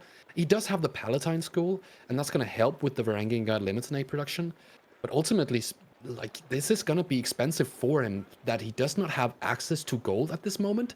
Both the AKs and the other gold veins, plus trade. Wham's the one who's got the gold control. Yeah. Oh, and now Sofa raids. That's going to hurt as well, because that's a lot of villagers, and that second TC, that payout's just been reduced by quite a bit. That's a lot of Mangonel outposts. It is indeed a lot of mangonel outposts. It's going to be able to deal with a typical infantry composition, but this is heavy cavalry. This is Sofas, one of the most high armor units, and they're just not going to take damage from that. Yeah, at least they're going to be fast as well. Going to be able to dodge a lot of these shots and just cause a lot of idle time now in BC space. Not really that it's going to have too much of an impact, just considering how large the food bank is right now for Beasty. Something that's not too large though is going to be the gold. Like, BC's completely out of gold. He's going to have to make a play onto one of the gold mines here very soon, I feel like. The issue is that he doesn't have the siege really do it. It's, as he said, like the mangonels versus the lombos. They're going to do the work. I don't know if he has roller shutter triggers insofar as I know. It might be what gets him through the late game here, that he does not have a lot of gold, that he can invest that into Springles instead. But you got to remember, culverins are just so strong. He has to get the roller shutter triggers prioritized. Can we quickly check if he has that? The upgrade from the Siege Workshop? Siege Workshop right there. And he does have it. And he's now also investing into the ram tech, which makes sense. When you're out of gold, at least you might still have wood. Yeah, that's true. The ram tech is going to be important. It's such a tough position, honestly. He's being boxed into his corner here. And granted that the olive is going to be a key factor in winning this game, he hasn't got more than 400 per minute right now because of the raids. Yeah, that's definitely true. Wham needs to wait for his siege right now. Not a fight that he can take without it against the main army from Beasty. As we do now have the elite on the longbows as well as incendiaries, and that's the siege. BC, in that last fight, by the way, he also lost like 2 or 3 Springles. That's not really losses that you can take, considering just how gold-starved he is. Yeah, it's kind of like in the beginning of the game where you might want to build up units and then you get your first units taken out. That always feels bad. Now you're getting into the late game, and it's the similar situation where you're building up your siege. Your first few siege units get taken out, and now your opponents kept on building siege behind it. So now, what are you going to do with 1 Springle up against 3 Culverins, 1 Bombard, and 3 Mangonels, plus a big army? Yeah. Bolt's trying to go up now for Beasty. Sacred Side timer is ticking and has been reset earlier. If this was still going right now, Beasty would be in even more trouble at the moment. The massive longbows right now, keeping him in the game, but that's not a mass that he can rebuild. If that mass goes down once, it's not going to come back up. Yeah, it's a very favorable position here from Wham. He's got the Sacred Side timer on 7 minutes. Elite Army tactics coming through as well. Purple Mangonel here is going to force the Longbows to stay and hold their distance at this point. Doesn't matter too much. They've got their incendiary arrows. They're doing good damage here. But ultimately speaking, I think this fight comes out with Wham on top. Yeah, 100%. He lost all of the Varangian guards on Beasty's side, and now Beasty, he has no other option. He's got to make mass Limit. Are the Limit at least elite? They're not even elite. No, they're castle. Yeah, it would be surprising if they were elite, right? They kind of have to be soon because it's the only unit he can really make. Realistically, when you don't have gold, you need to go into wood heavy units. And I mean, even though Limited aren't a wood heavy unit with a full farm setup, that's the most comfortable unit he can go for. Oh, there's no siege works in, so the Culverin's actually able to one-shot the Springles. 2 Springles getting taken down now. And Beasty, he's all dried up. Yeah. He has no gold. It's so tough for him to even get these couple of Springles out. He has to sell resources for them if he wants to get them. He's going to have to fully rely on the unit mass to get into the late game here. It's been blocked off so long by the tech advantage from Wham and the gold access. So ultimately speaking, if he can get the units that he needs to overwhelm Wham, which honestly against Malians is highly unlikely, then he might have a shot at this. But again, when you run 50 longbows, you're also blocking a lot of military population that way, and you can't overwhelm someone with longbows. Yeah, another issue behind this is that these keeps, like right now, Beasty, realistically, as the Byzantines, there's not going to be cataphracts, right? Like, you aren't going to get, like, mass cavalry out. So you're not going to have, like, these high-value, high-health pool units on the field. And now the keeps from Wham, they all have boiling oil on them as well, right? And boiling oil, it's been nerfed, it's been buffed around, and overall tuned quite a bit. Right now, it's probably, like, not doing as much damage, but the AoE has been increased by quite a lot. Like, now it hits quite a lot of units at the same time. So it's not really something that you can just stay under. And once again, idle time being caused. Wham being ahead in economy, while still, gotta keep in mind, he's getting a lot of passive income. 75 gold from the Manza Quarry, 4 pit mines, each providing at least 100 gold per minute, 2 relics, 3 sacred sites, and the trade as well. There's a lot of income for him right now, and now Beasty wants to drop a keep there in range of the sacred site, but Wham, he's got the bombard. He can just take it down. Yeah, that's the problem here. He's got the bombard. It's easy to take down these keeps. I think the biggest problem currently for Beasty, as I outlined before, is he's running 50 longbows. And he's got the eco to go for full limited if he wants to. The longbows, realistically, what are they going to do besides just taking out the endless amount of units coming out from Wham? Even the Midnight can't really do a lot against the mass Musafadi warriors, right? Like, you just get them stealthed up once, and every Midnight is immediately going to be at half health. Yeah, but it's 50 units and, like, so many mangonels. How are you going to push? Yeah, that's going to be the mangonels now here on the defense, but Springles from the side through the wood line. Going to be able to take down some of the mangonels. Culverin gonna fire in the response. Actually, where's his military? It's raiding. It's raiding right now. It's not where it's needed at the moment, but I say that, but the front line from Beasty is already gone. Yeah, the front line proved to be really valuable here. That he didn't have enough was the biggest problem.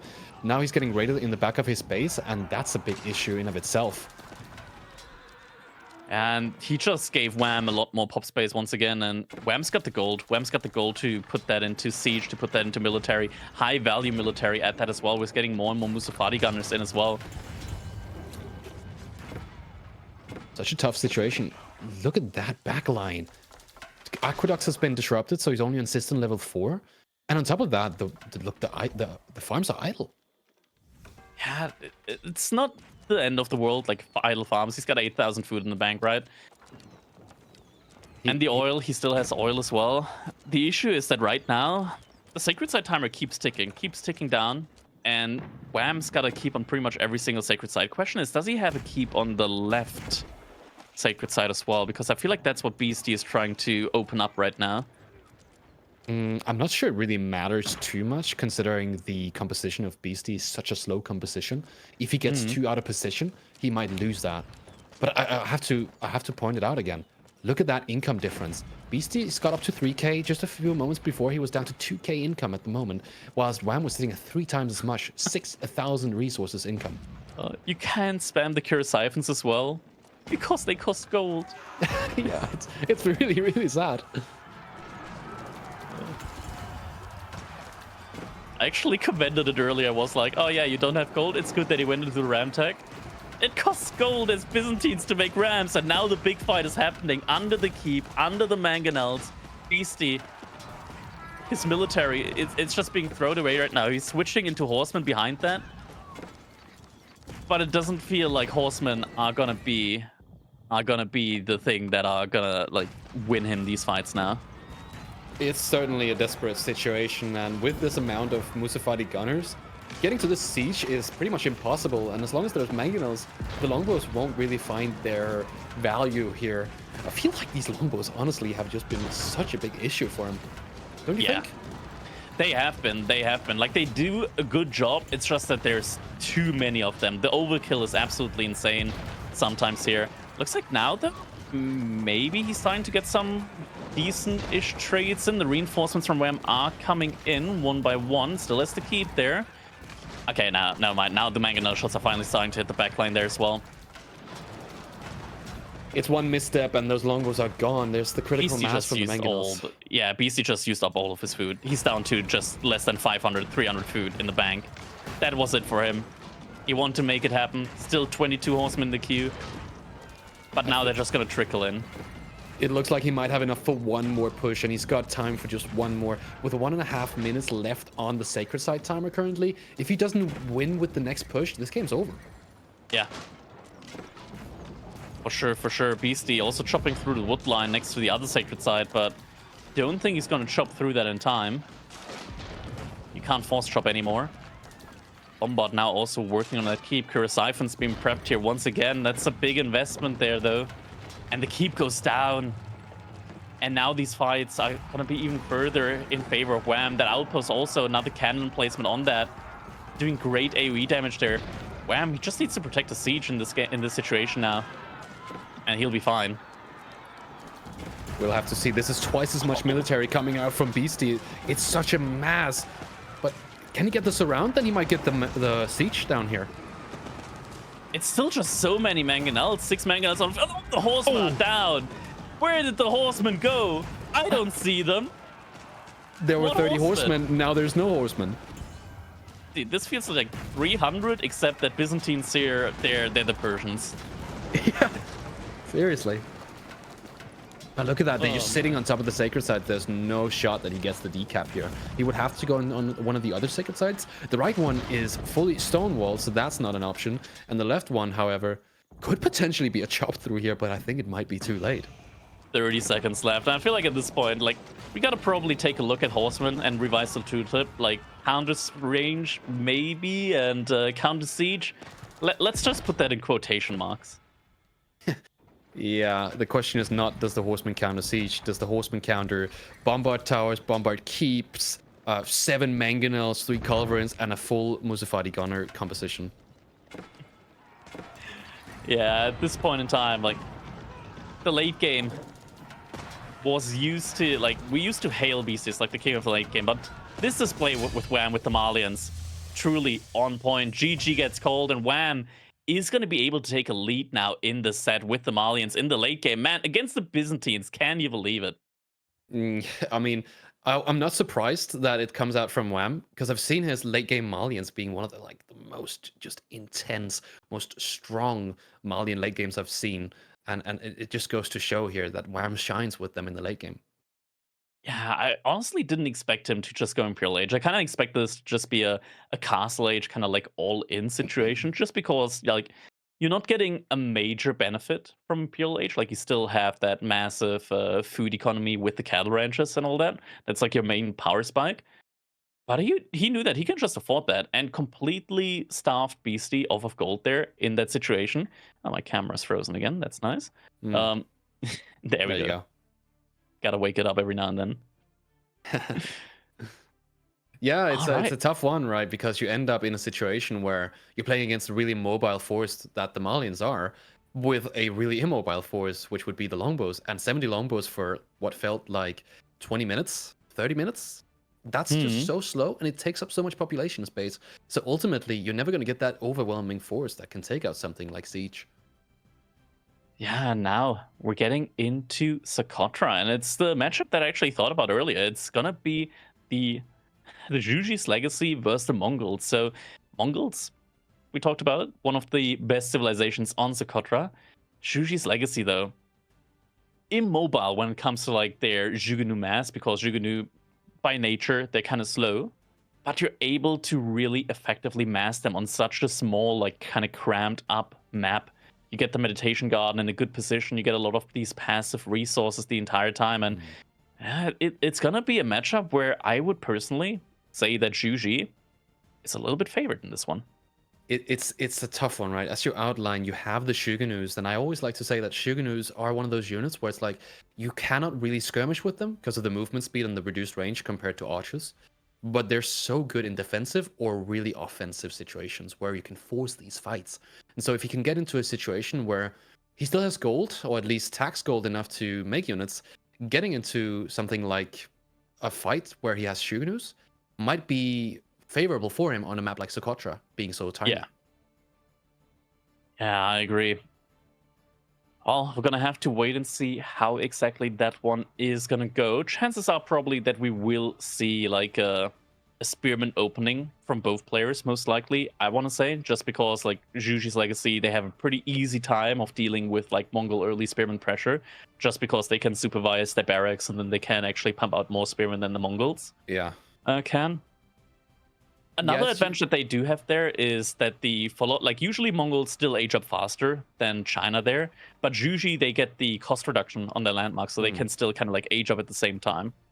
It's a good point that the Zhuji civilization is able to get to the feudal age a little bit quicker than Chinese, but I feel like they do sort of have a hard time if it goes into a long dark age, because yes, they do have an official, but they're lacking the villager, and on top of that, you kind of need to get to feudal to really feel that boost from the meditation garden.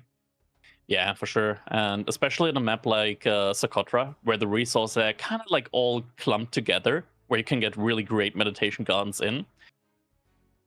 You gotta get to that point, right? Like, you can't let this game just end in Dark Age. You gotta make that transition, and that's what we're gonna hopefully see here. Once again, taking a look at these player cards here so far. Beasty, you can look at his past achievements. Definitely the favored one here in the set, but Wham so far, definitely putting him through his paces. Now on match point. If Wham wins this one, that's going to be absolutely huge for him. Yeah, it's an interesting set so far, because even though we might say that Beasty is the more experienced and more consistently performing, Wham is putting on a good show here. We are getting into it. It's going to be Beasty on the Mongols versus Wham on the Zhuji's legacy. And we do see this early woodchop opening from the Mongols, which could signal that he's going to get into this typical Mongol barracks opener that we often see with them. Exactly. Our question is, will Wham be able to get enough sheep here early on to be able to potentially like sustain like a spearman production? It looks like he already can tell, okay, yeah, something's going on here. I can see my opponent. Like he's got that villager on the barracks. He's trying to buy time with that villager, doesn't want to send it all the way back. So barracks play, very, very likely. I would be surprised if it's going to be a pasture. Yeah, I would probably regard that as also being the lesser optimal choice here. Can we take a look quickly at Wham's base? I would love to see his layout, because it's going to determine how this early stage of the game will go. Simply being able to have this gold in the back, and that's the more safe mill. I don't think a tower will go up here, provided he's gone for the barrack and the spears, but we might see extended spearman play. Look a little bit to the left of Wham's base. You get double stone, berries, gold, all in range of a meditation garden. That's a good point. That's a pretty good spawn, right? Like you put it, yeah. No, that's decent. That's decent. I'd give it a solid 4 out of 5. 4 out of 5. I would go with about 14 out of 16. That's a pretty damn good Zhuji legacy 14 spawn. out of 16. All right. Gonna give it the 65 out of 69 score right there. Yeah, that's a wonderful spawn for the meditation garden. Extra stone is going to be such a big deal when it comes to the potential dog play that might happen here in this game, because getting these emplacements up will fully deny that, and therefore make your backline so much more safe. You will not have to invest as much into the dog play, and you can keep it focused on the land play.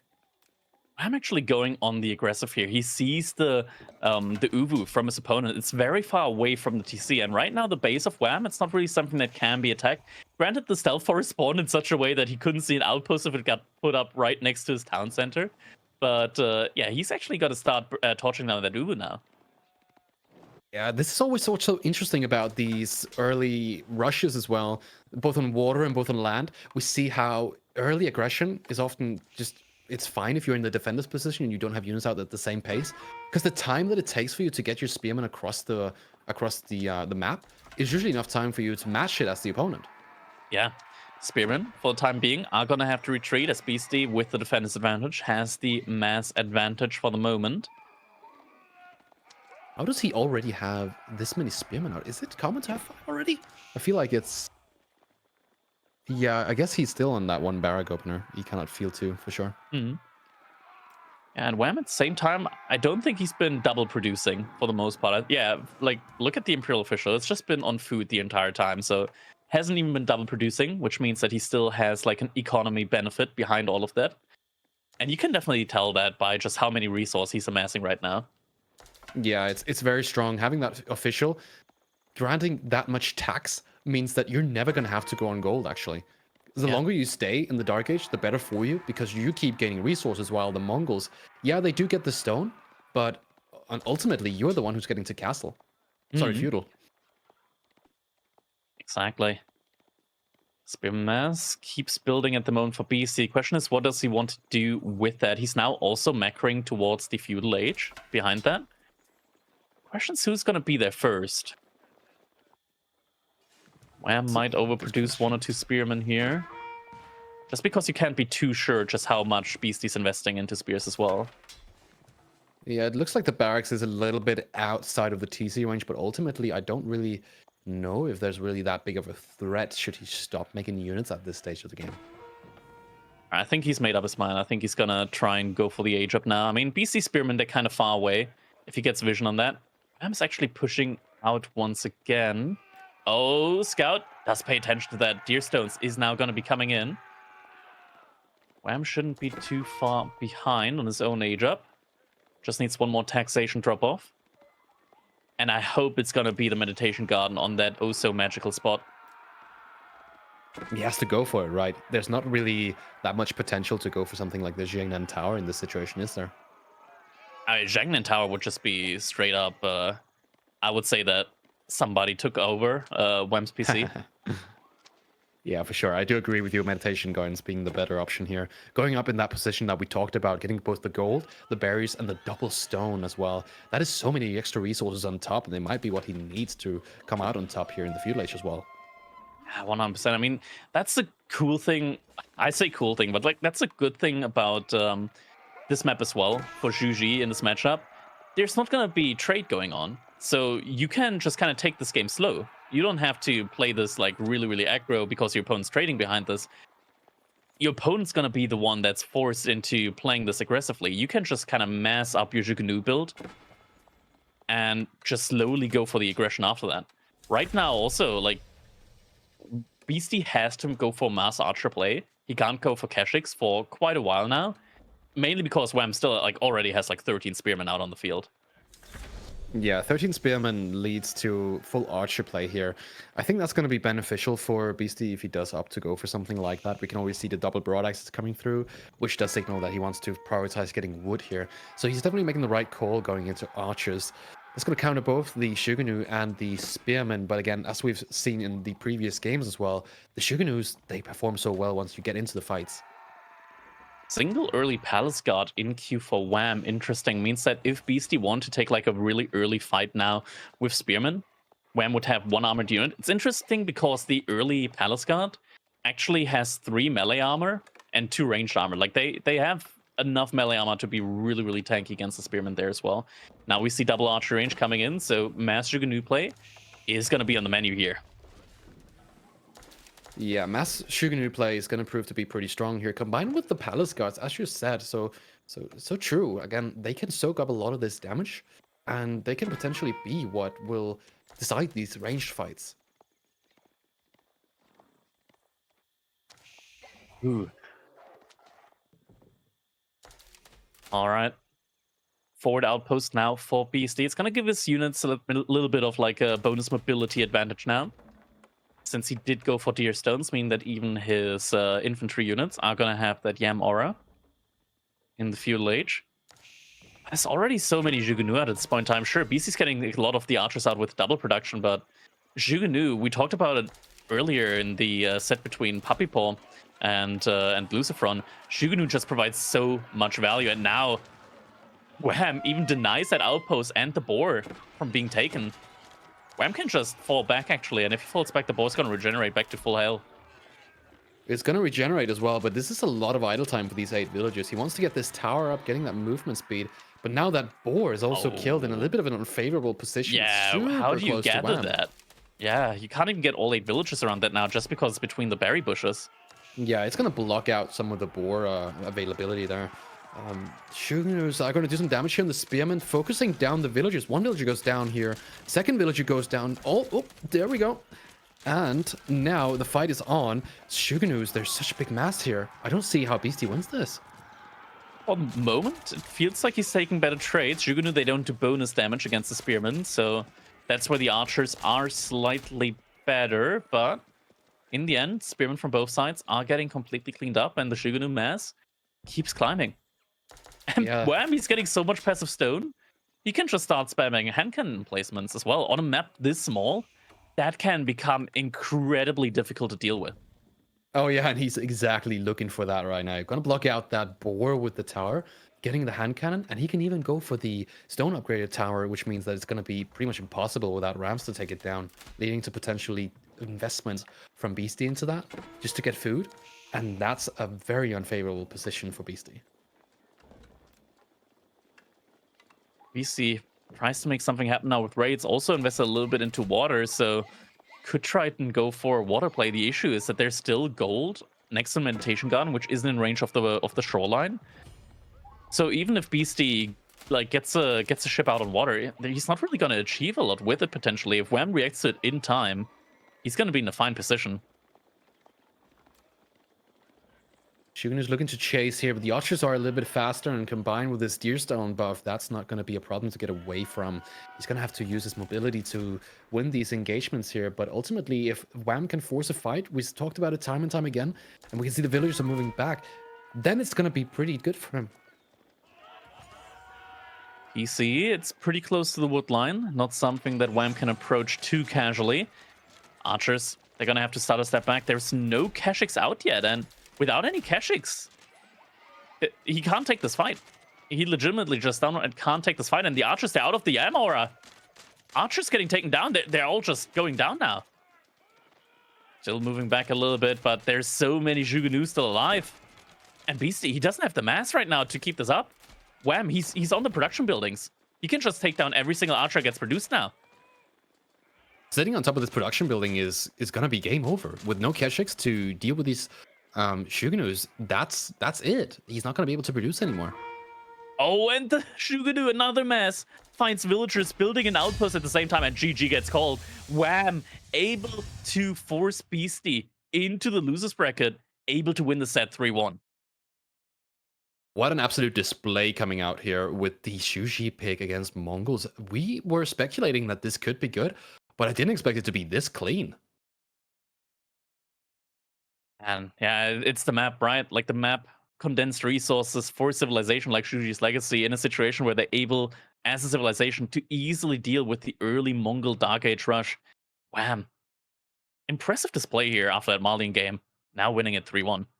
Oh, what a way to do it. Our boy has been cooking here. Zhuji on Socotra. I don't, like, has anyone actually done that before, to your knowledge, Voldemar? I can't think of a single other pro game where that's been attempted.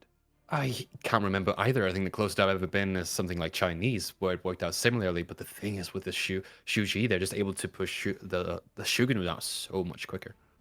I think it's like, it's interesting to think about the creativity and the quick evolution, right? Like going into this tournament correctly, we had a patch that seems small on the surface, but we scratch back the veneer and we see some interesting details here, like the Delhi in game number 2 and what that offered up. And also the new addition of a map like Socotra. I think Beasty's even been on record this being said himself is that he's not an innovator, he's a perfecter. And I think what we saw from Wham in this series was a hell of a lot of innovation.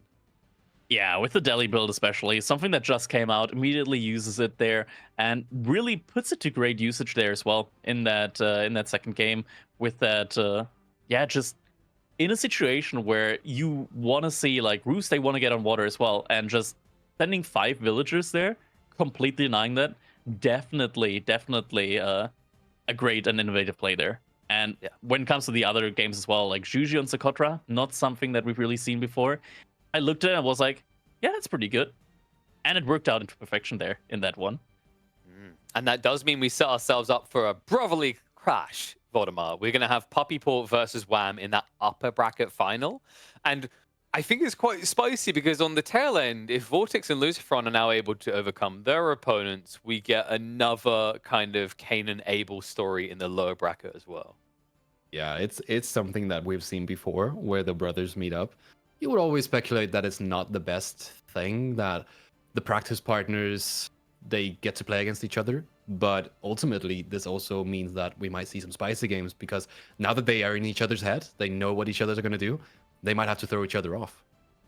We got